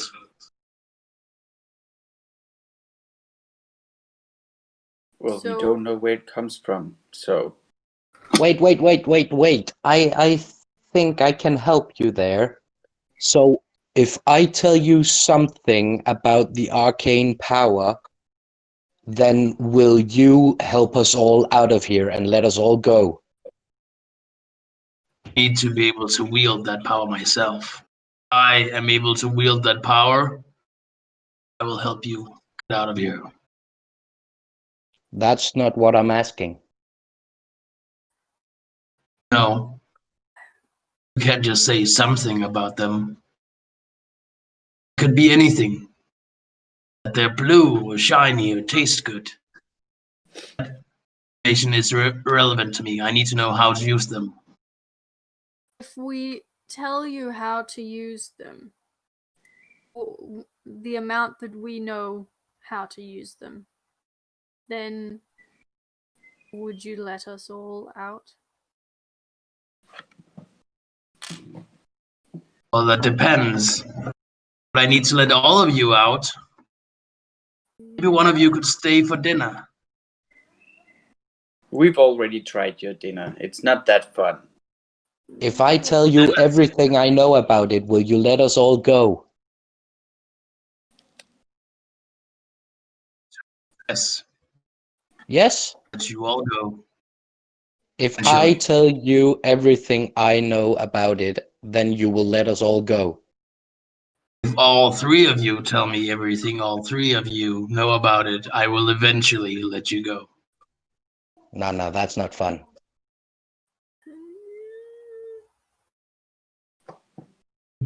I'll give you one last chance. One last chance. If I tell not the you one giving me everything I chances, know yeah. about it, well, you can torture us all you like, but we're the ones who have the information that you need.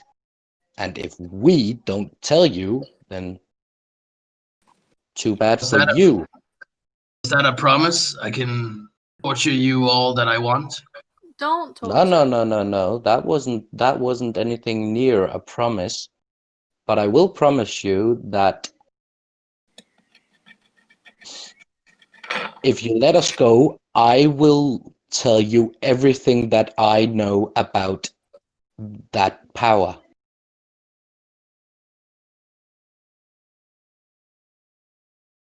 I need all of your information.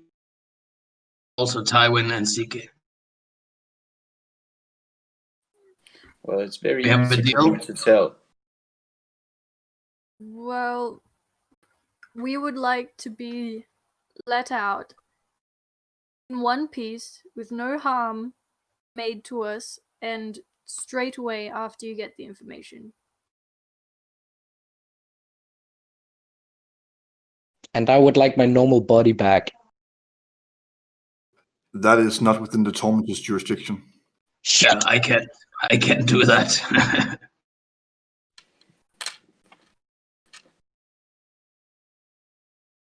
Right, but will you let us go if we tell you? I will consider it. I close the door and I leave the three of them in the dungeon.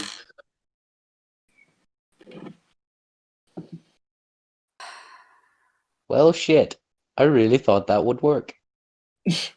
I think that is a very, very good moment to have a break.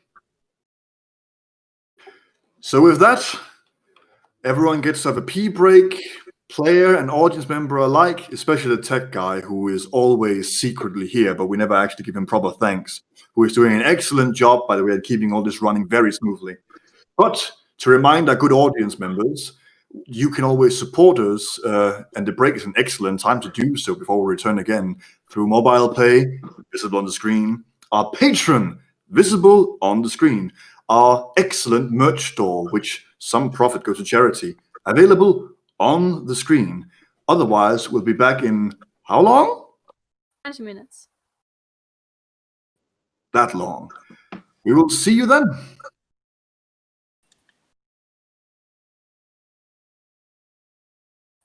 I'm waving.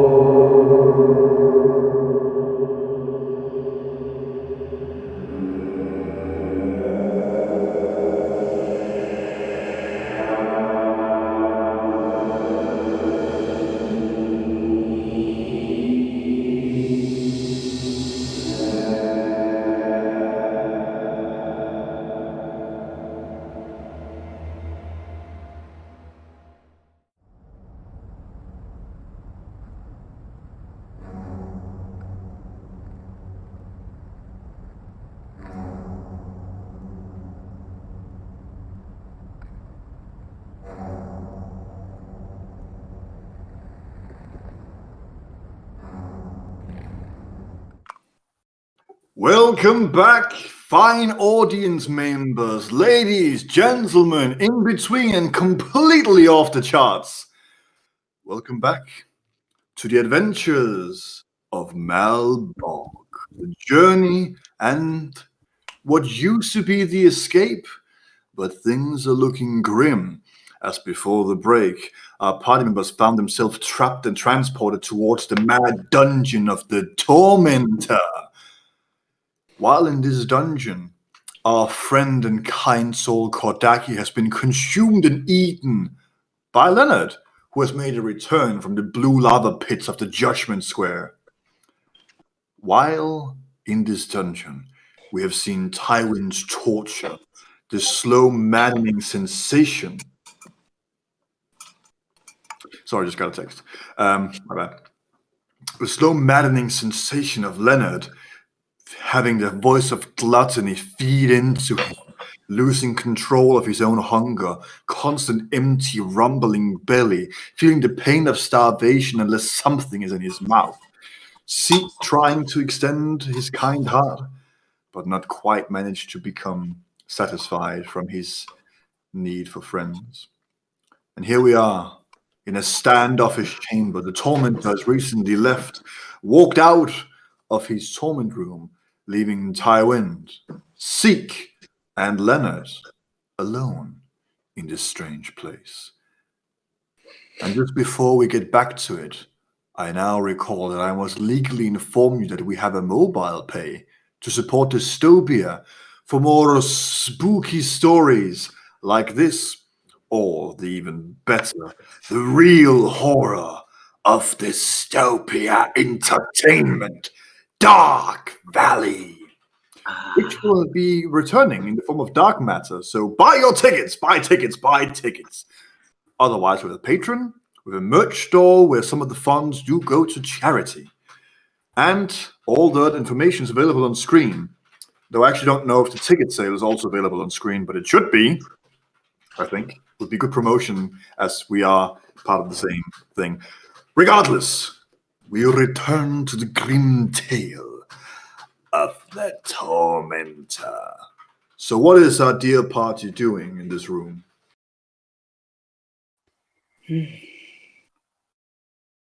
I'd like to try and break down the door. It'll be a little more difficult as it doesn't open that way. But go ahead and try to give it an athletics check to break it. Yes, sir. Right. So that is a 7. Yay.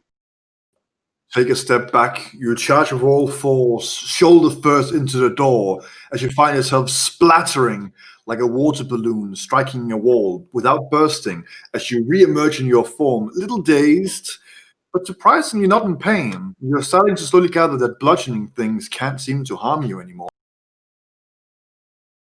I Well, go over anybody and else try got to ideas? open it. Just grab the door handle and open.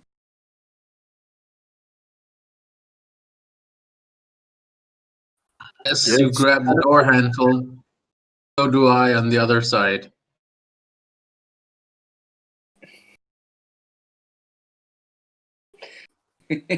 Wow, this is... Wow. That's probably the most childish thing I have seen down here. Grabbing the door handle from the other side. Rock on! I open the door, walk into the room. I've thought about your proposal. I will help you escape this hellhole if you tell me the secrets of your arcane powers. However, I will need to see it in your eyes as you gaze into mine. That is the only way I know you are telling the truth. Leonard, I've already connected with you. So, Tywin and Siki, let me look into your souls, and I'll show you the way out. Guys, I think we should take the deal. Sure. Okay. You want to shake on it, Tormentor? I'll shake on it with my many hands.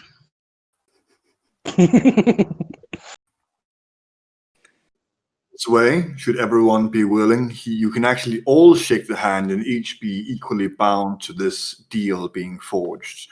so it matters for all of you. I'm gonna shake the hand. Thank One you. of them. Me too. Right. Well, me 3 then. All right, then you're all bound by the promise. Tell me what knowledge you have of this arcanery while staring into my eyes, and I will assist you in finding a way out of this quote-unquote hellhole. I take it you're all willing by the deal, so there's no saving throw involved. So who would like to go first, stare eye to eye with the tormentor and tell them what they may know? I can go first.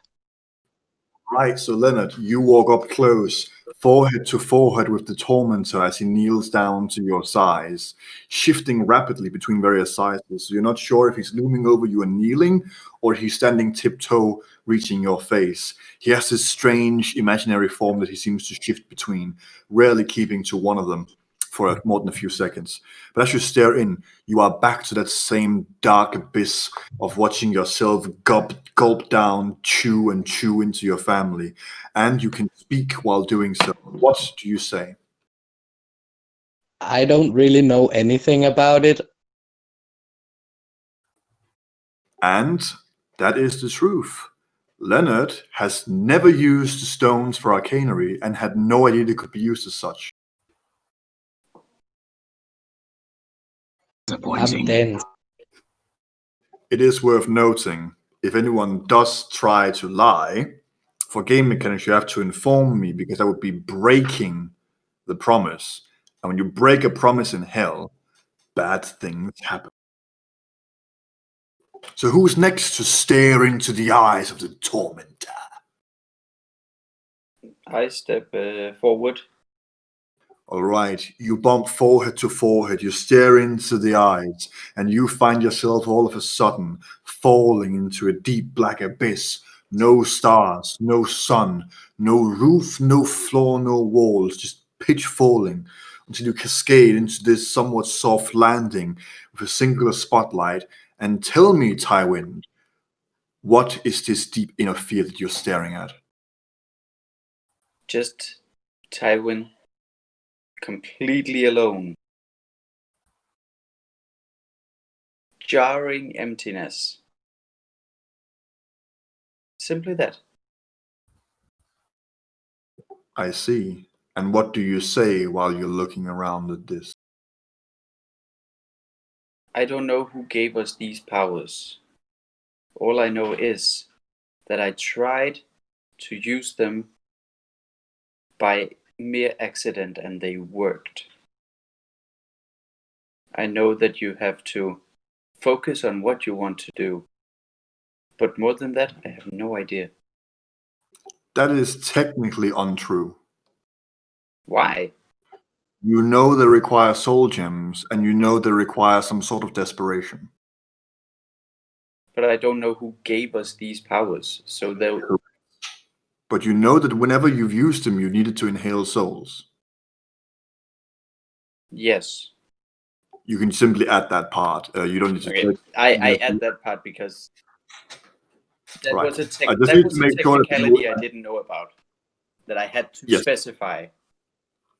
Yes. It's also why I'm telling you, so don't just say you get punished for lying, because of course you need to be aware you're lying. So I just inform you what your character knows. But Yeah. yes, sorted. There's no punishment. You have fulfilled your end of the bargain.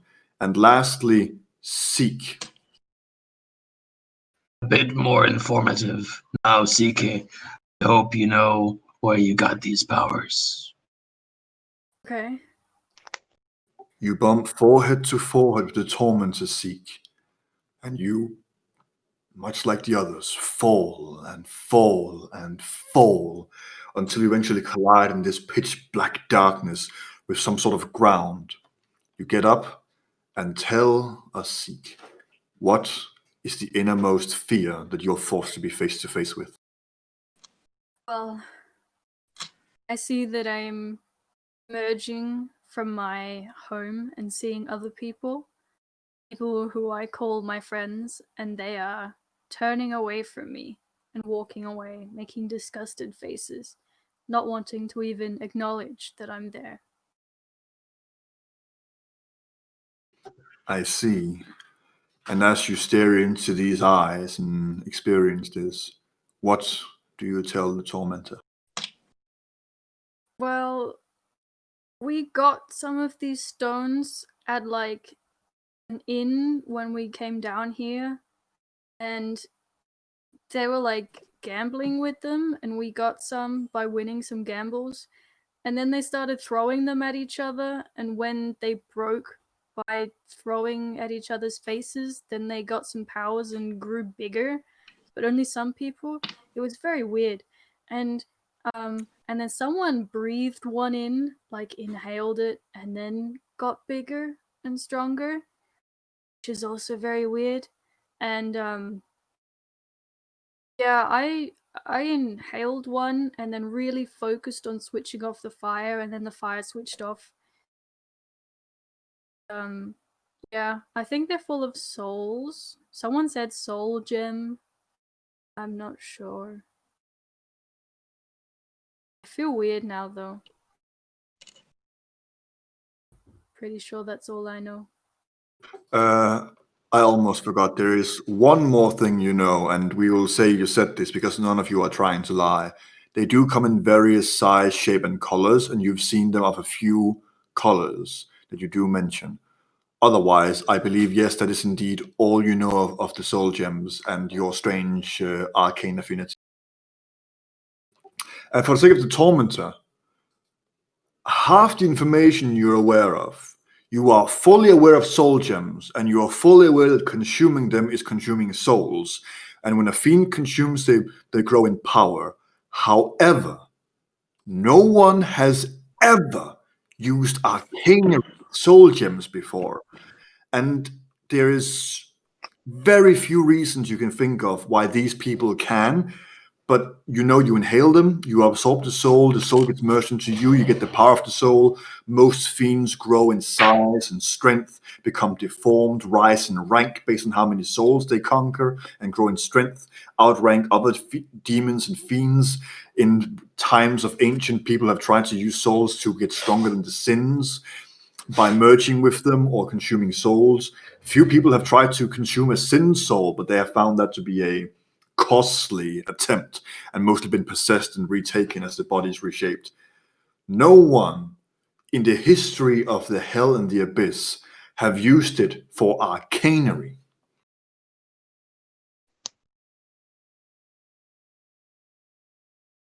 Information is parts redundant, parts very useful and interesting. Thank you for keeping your end of the bargain. Now I will uphold mine. Through this door, through an eyes, path, the exit. Walk down the corridor. You'll end up wherever you wish. However, corridor moves, grows, and it contorts to you. These are the halls of anguish. And whatever fears, trepidations, and terror you might feel will be multiplied thousandfold as you walk through those halls. If you are strong enough in your mind, you can make it to the other end. That is the promise I keep to you. Oh no, not together. For your fears, your own. Well, well, wasn't the deal that you would get us out of here, not just show us the way out of here? The specific wording was that he will help you escape this hellhole. Ah, shit.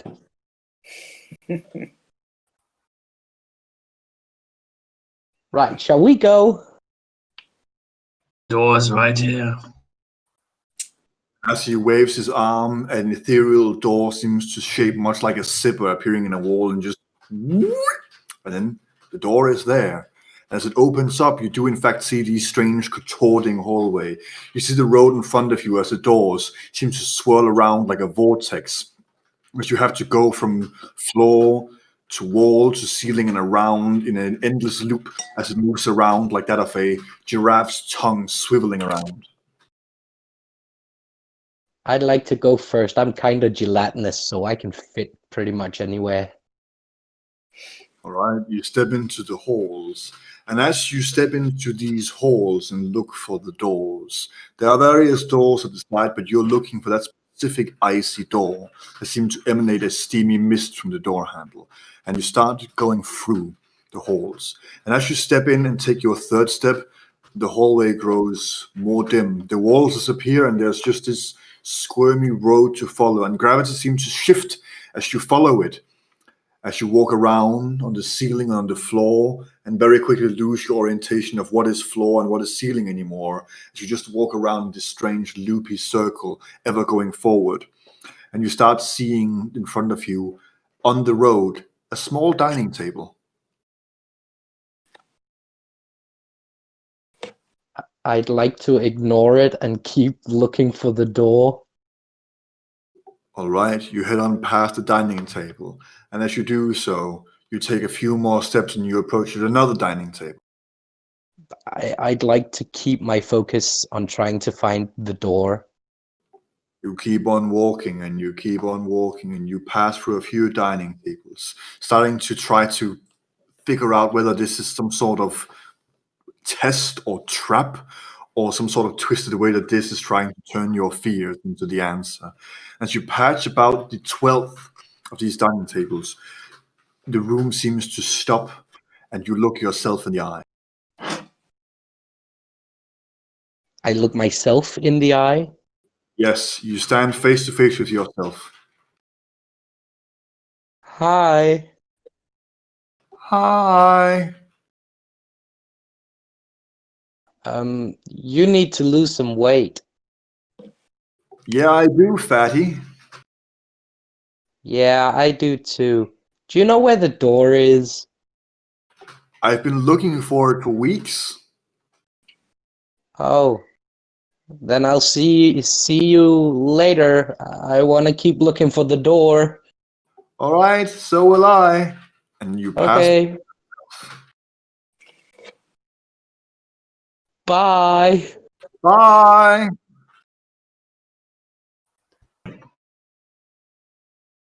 I don't Well, want to keep looking for the door. Yeah. yeah, while this is going on, Seek Tywind, what are you up to? Or Tormentor for the matter. Wait, so we have to go in one at a time. Yes, Okay. that is the only way. If not, you'll be stuck in a labyrinth, blackness, all eternity. No other doors will appear to you unless you are alone. But technically, he went in and he disappeared in there. So, if Yeah, one of you're us, down the doorway and it's empty. Leonard So- disappeared after about 15 steps. so if one of us goes in now, we would also technically be alone, right? Yes, that's correct. Okay. Should I go first, or would you? I don't know. I'm scared in here with that guy. And I don't know if it's any better out there. Well, in there, I guess you would be alone. So, Yeah. No, you'll miss me. I can go first.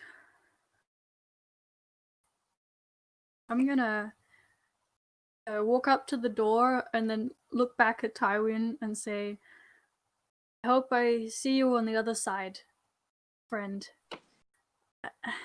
And then I walk in. your steps in towards the door and see the same strange spiraling vortex of doorways to the side. And you know what door you're looking for as you start walking in. As you start walking in further and further, the doorway disappears and you see people around you. People waving at you, smiling, happy, welcoming you in.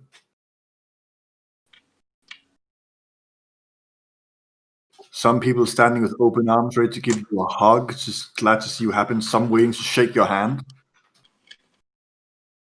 I'm going to like wave and nod at them as I continue walking to try and find the door, thinking very, very concentrated on I need to find the door to get back to Taiwan to get out.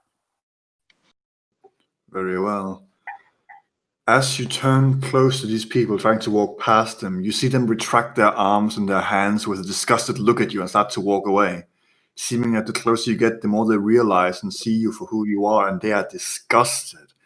They have these foul expressions. Some laugh, some point and laugh towards you, some scoff, some whisper things like, "What is he wearing? Can you smell that? Oh God, some people brought a lost animal to the city. Oh, that's a boy, can't you see? Are you sure? It's more like a wild beast."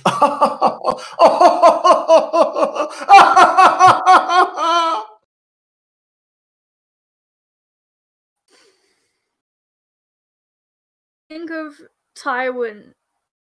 Taiwan is behind the door. He's my true friend, not any of these people. Taiwan and Leonard are friends. That's real. This is not real. I need to find the door. Give me a perception check. Perception. I'm closing my eyes. Okay.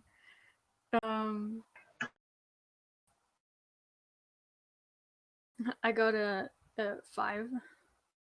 A 5. You walk past more doors, keeping your gaze away, not looking as these people keep going around. Eventually, as you get further in, the road seems to stop, and there's just people around in a circle laughing at you. Suddenly, you see people you remember from the party, and you are back at that same dance floor with the DJ for at least this moment. You see people around, and you see familiar people, the people you were with who took those strange substances, people who said you could hang with them. And as you go over to them at the same table, at the same couch, in the various states of drunken or various stuff abusive behavior, they look, "Whoa, is that Zeke? Zeke, you've changed, man. You don't look cool anymore." What? "Yeah, Zeke, what happened to you? You used to be like pumping, yo, and now you're like, ugh." "Yeah, Zeke's such a loser now." "Oh yeah, go away, Zeke. We don't want your loser to rub off on us." I'm gonna go away, as he said. "Yeah, go Daddy. away." I'm gonna keep looking for the door. Keep repeating to myself, Searching I need to around. find the door, I need to get back. As you take a few more steps around looking for the door, just keep following the road. Even if you can't see it anymore, your feet know the road, and you keep walking determined. And you start seeing someone approach you, someone head droop down. You hear the clattering of tears at the ground. They walk towards you. They look very sad. Their eyes are red. It's you. You're standing face to face with yourself.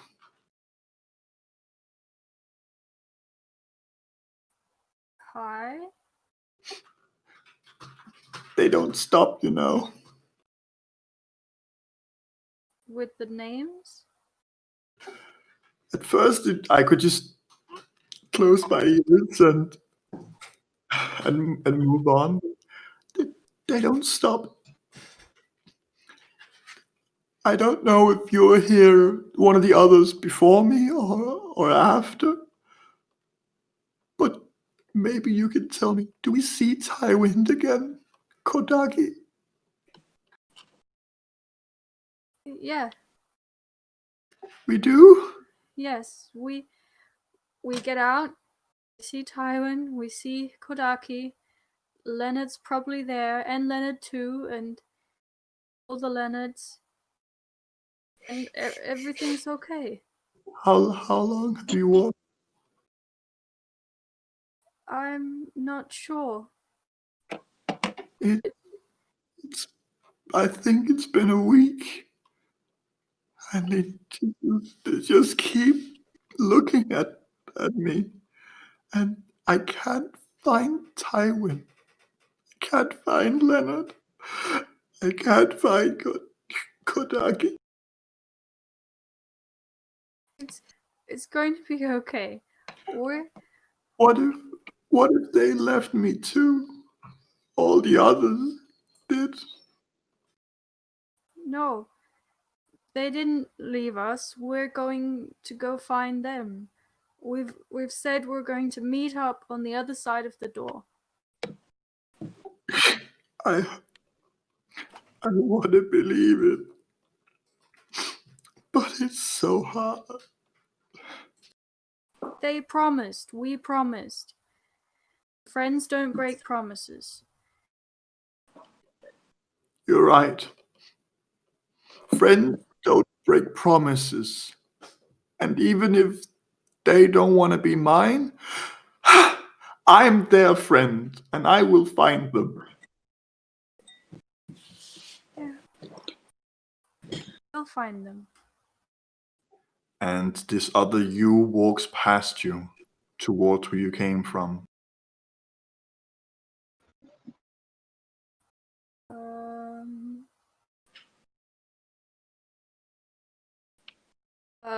Can I keep trying to find the door? You keep walking on and you keep searching. With that, back to Tywin. What are you up to? Well, I go through the door too. Hold on. Go on. Does Tywin have any stones or the likes, any arcane magic on him? I had a feather and I used that, so I don't have anything on me. All right. Well, as Tywin walks through the doorway disappears, the wall becomes a wall. The tormentor laughs maniacally, knowing that they probably will not be able to meet their agony and anguish find the path at the other end of the door.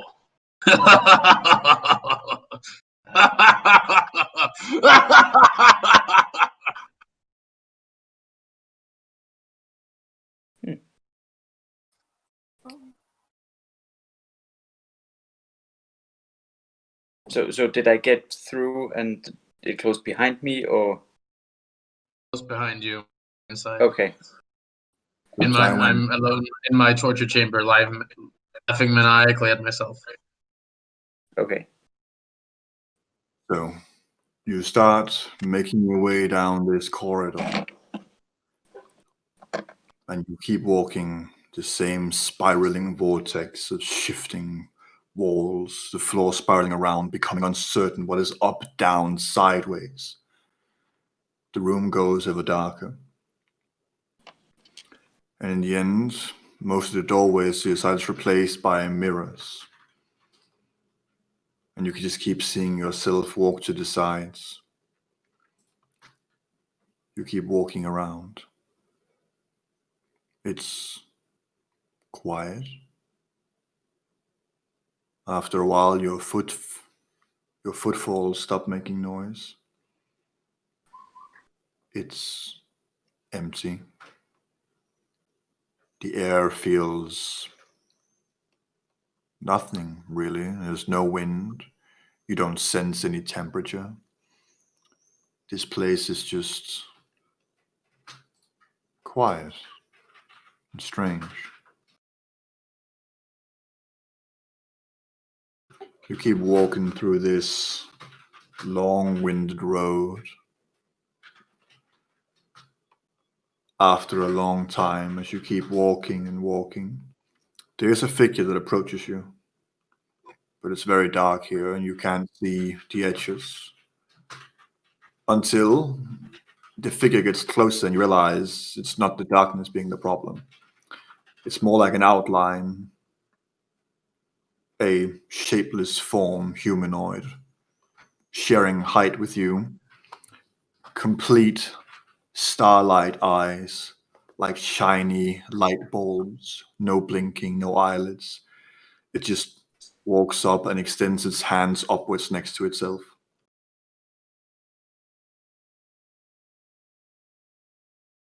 What are you? It stares into your eyes.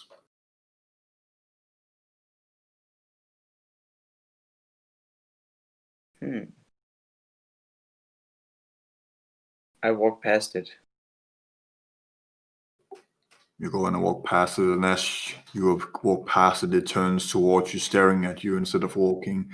And as it whispers as you go close, "Take my place." What did you say? Take my place. Why would I take your hand? It technically says, take my place. No, take your place. Why would I? There's nothing and keeps looking at you, its hand extended forward. Like it's trying to put its hand on a mirror or a window, but can't quite reach you. I just keep walking. You leave it, and you walk forward. That's the only sound you heard for a long, long time. You keep falling, sometimes questioning whether you are walking at all. You feel your feet moving, but after a while, you see no road in front of you and nothing behind you. You feel your feet moving. You could be walking, could be falling. Your hair is downwards as it should be, so you might not be falling. But in a place like this where gravity doesn't seem to obey the laws of physics, you don't know what there is here. It's just lonely. And with that, let's go back to Leonard. Never mind.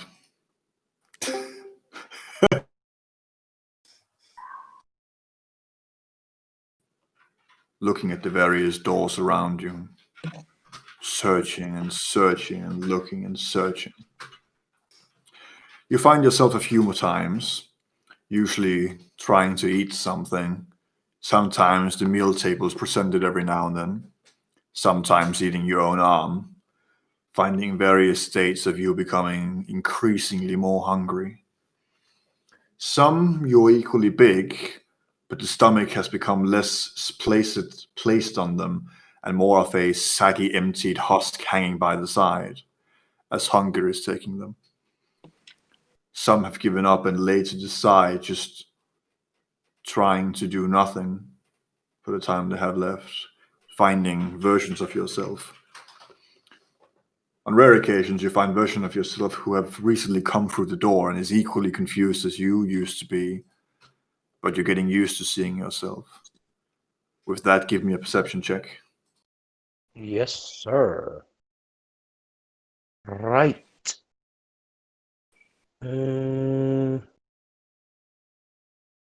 16 16. plus 1, so 17. Even better. Looking through these cursed halls.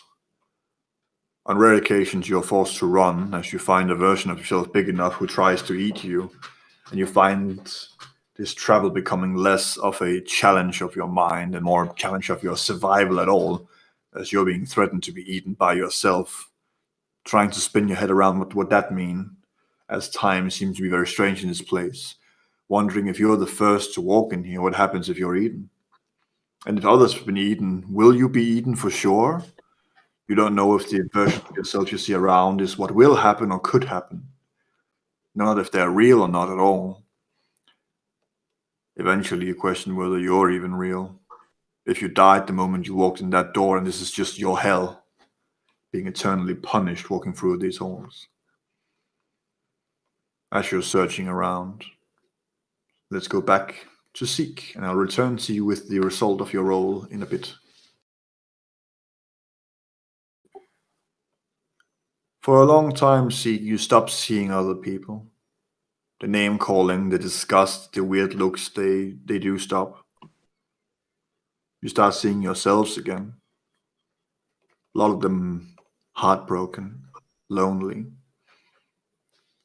Some saying you should never have left the forest. The forest was lonely, but this...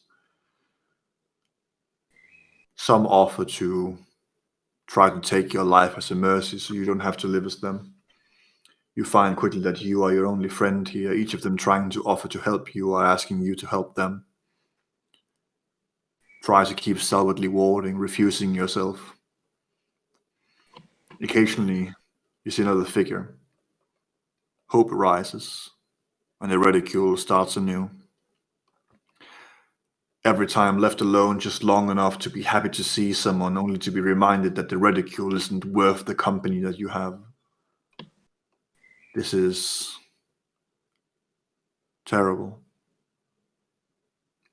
Yet you keep trying to walk.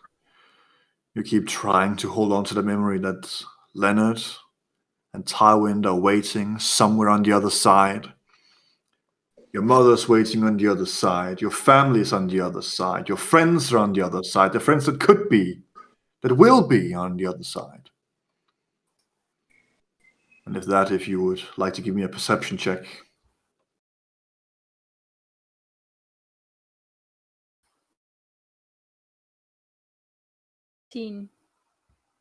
How much? 19. 19. Frankly, this place is terrible.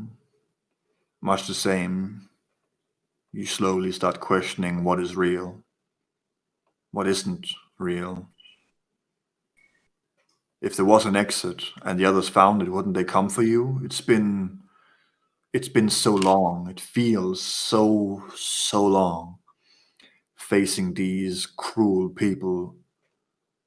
And some rare times you wonder if these people are cruel. Maybe you are just too weird to hang out with people.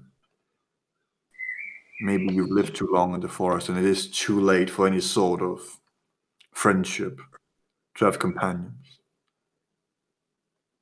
But you try to shake that away. You remember what you said to yourself and now have said multiple times. Even if they aren't your friend, you are their friend. And there's nothing else but trying. Even if you lose so many tears that you feel your face stiffening up and the salt marks form marks on your face. You feel your features become swollen and sullen, even if you cry to the point where there are no more tears to cry. At this horrid, terrible place. It's horrible knowing that no one here accepts you and realizing this isn't very different from your general life. Wondering if your life already was your hell and now hell has been your heaven. You had friends for a bit, and now you're alone again. With that, unless there's something you would like to otherwise to do, Seek, I'll return my attention to Tywin. Tywin, you keep walking and walking and walking through this just empty. You want to say wasteland, but frankly, there's nothing to call waste or land. It's just nothing. Do the Doesn't mirrors take- still appear? No. He was there once. Now there's nothing. And at this point, you can't tell anymore when your eyes are closed and open. You can't tell what's your thoughts and what's actual sound. becomes difficult to know what's real and isn't when all you know is this darkness. You don't feel anything anymore. Sometimes you speak just to hear your own voice, or at least you think you speak. Could just be your thoughts again. It's hard to tell. Give me a perception check.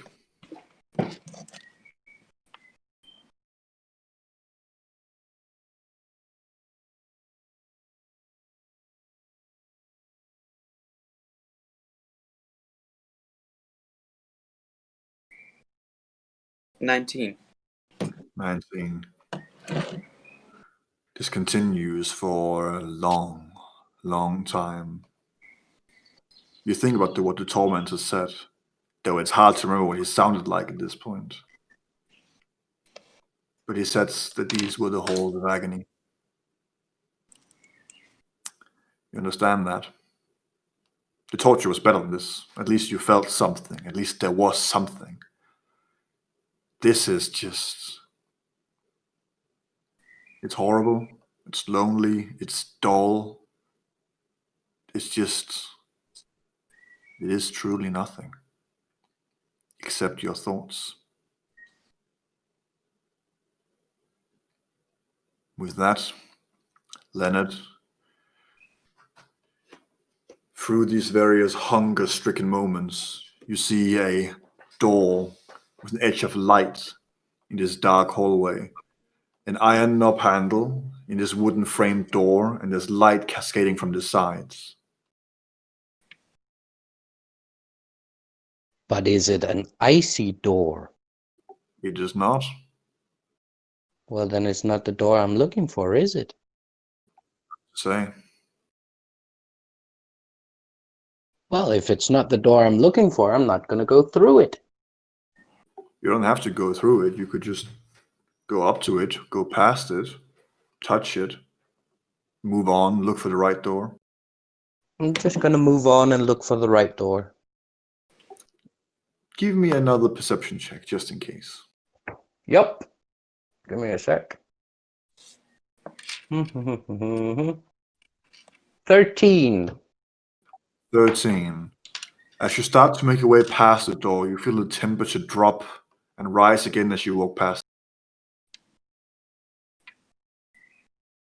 So I want to walk up to the door.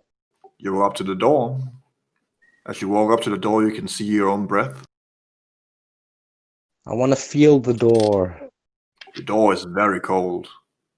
You feel your hand almost stick to the door handle as your fingers immediately almost freeze. That must be the icy door. I'm going to go through it. Now tell me, Leonard, what is it that you desire? I want to be back to normal, you know, not this fat, gelatinous monster. Very well. You walk through the door and you feel very warm air on the other side. You smell sulfur on the other side. You put your feet to ground. It's warm but not burning. You look around, cracked rocks, magma, sulfur, tall red iron gates. You've returned to Malborg. You know in your heart this wasn't where you wanted to go, but there must be something here that throws you towards this place. Something that won't let you go where you truly want to go. Wondering if it was a lie that the doors would lead you to where you wanted to go, or wondering if the tormentor might not be able to override the jurisdiction that keeps you here.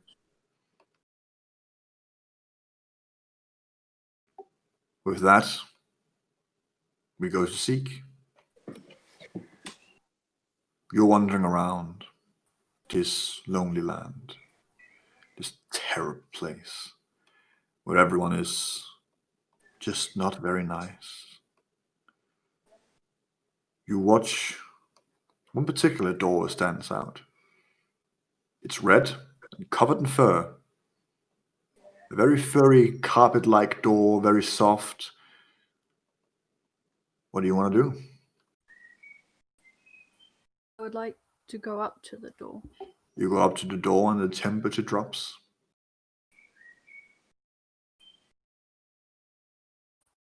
I would like to feel it. You feel the door. It's cold, almost etching your hand to it when you touch it. You have to be quick and withdraw your hand before you feel like your hand could become entwined with it, encased in ice.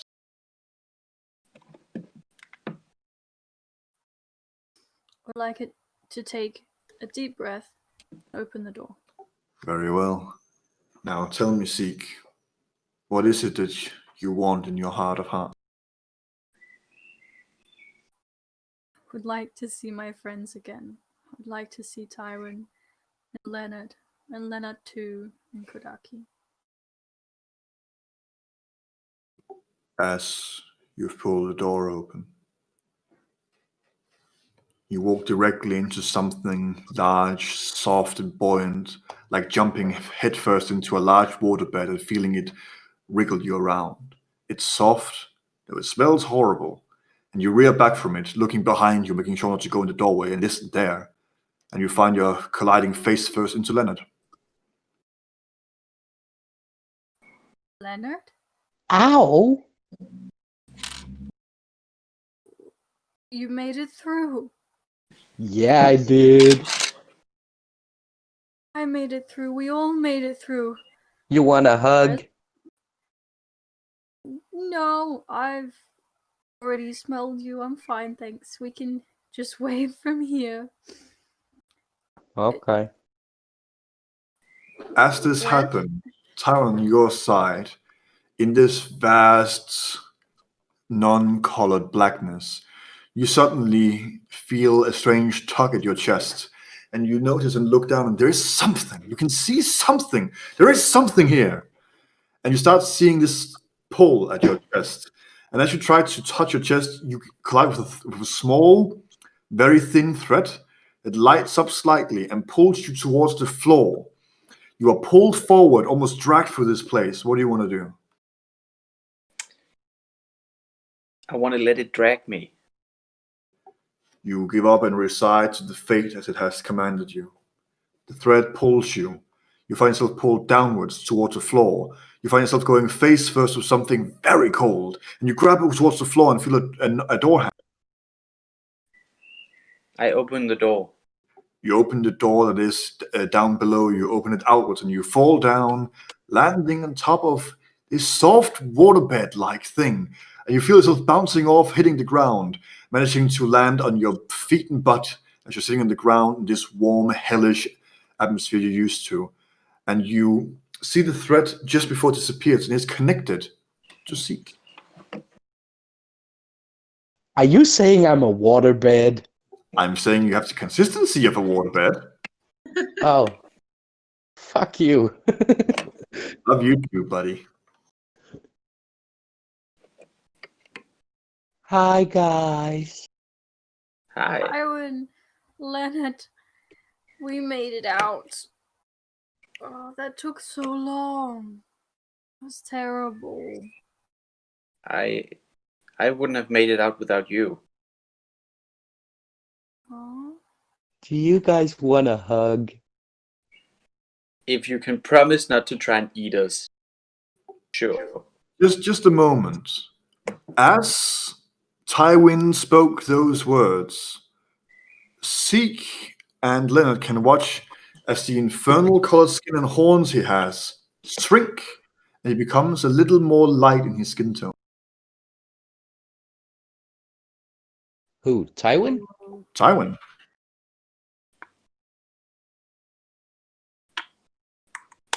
Whoa. Why are you looking at me like that? Don't worry, it's not because I'm hungry. You're a You look a bit more human. Oh. Is that gonna be a problem? no, isn't that what we're aiming to do? Oh, yeah, but we're still in hell. Group hug. Okay. I will try not to eat you. Don't You embrace yourself in eat this us. group hug. Seek your find. Tywin, at this point, you are losing some of your resistances to the hellish land. The ground burns a lot more and it's hard to stand still. Being lifted by Leonard in this group hug is nice, though the smell leaves you choking worse than tear gas. You have found that you are less resistant to the hellish beings here, or the landscape. The price of humanity means you don't belong here. And you remember that as long as you're a fiend, you belong to a sin, and you feel like if you continue this, you might be up for grabs for any fiend who wants your soul down here.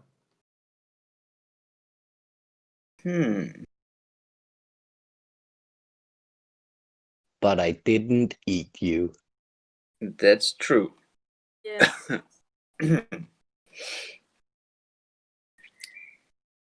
But How I am does it smelling feel you a being lot more more human? now. Oh, And the ground is so getting hotter. do you want to ride my back? Just breathe through your mouth. It isn't that bad. Well, then I probably can taste it instead, so I don't know. Can we make like a gas mask or something? That's something that can be made down here. I don't know. No. I'm just proud of myself because I didn't eat you. I get that. I We're get also that. proud of you. Yay. You guys want to join a gym? An old figure approaches you, an old familiar man. He looks very sour of mood as he goes close to you and says, "You weren't supposed to escape my tower." Follower. I'm not so pleased to see this. I know the Tormentor can run and go as he pleases, but I don't know how he did it, but you're disconnected from it, but you didn't beat my game. No, we got pulled out of there by him.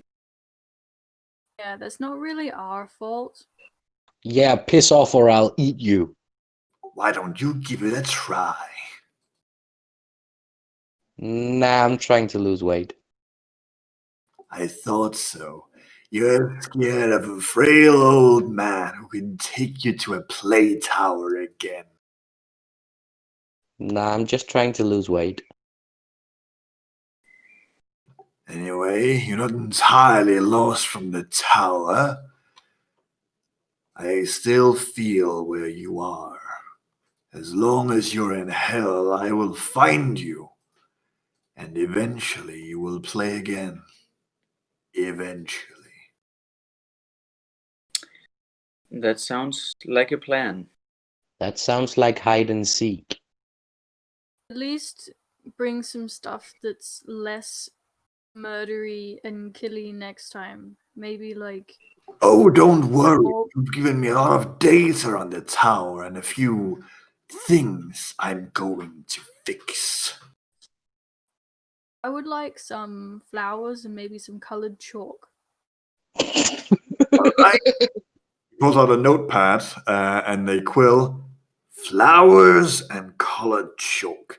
As you wish. How about a beer pong table? Beer pong table.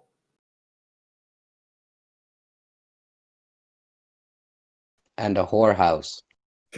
And a whorehouse. Sure.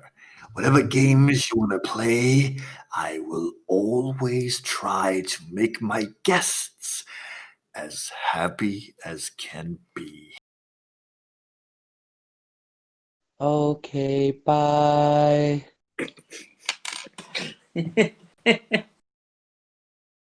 Okay, so should we go back to the town, the city? I want to see if I can find a gym and lose some weight. Okay. That would probably in the city. Yeah. Then let's go to the city. I feel like this is a very, very good moment to say we end today's episode. Though be it a little earlier than usual, this seems like a very good stopping point. And it also means there is more material for next time, as you surprisingly haven't doomed yourself through the various interesting turmoils you would face. Cool. I'm turning human. Proud of us. I'm Like I not. didn't try. I And ate it- the darky. it's entirely up to the tormentor whether he wants to join again for next time or have an entirely new creature to meet the party. We'll see. If you want to join the gym, you can always come down. I'll make sure to get some of that fat off you. Oh, you mean liposuction? Let's just trim some off the sides. Kind of surgery. With that, I would like to say to our audience members, good night. Thank you for watching. Remember our mobile pay, our Patreon, and our merch store, which are all available on the screen. And as I bid you a good night and thank you for watching, let's have some word for each of our glorious guests and each thank them for joining us for today's game and see if we manage to next time finish this up. Bye, guys. Goodbye. Bye from the most human person in the party. Bye-bye. Bye. I'm waving. Good.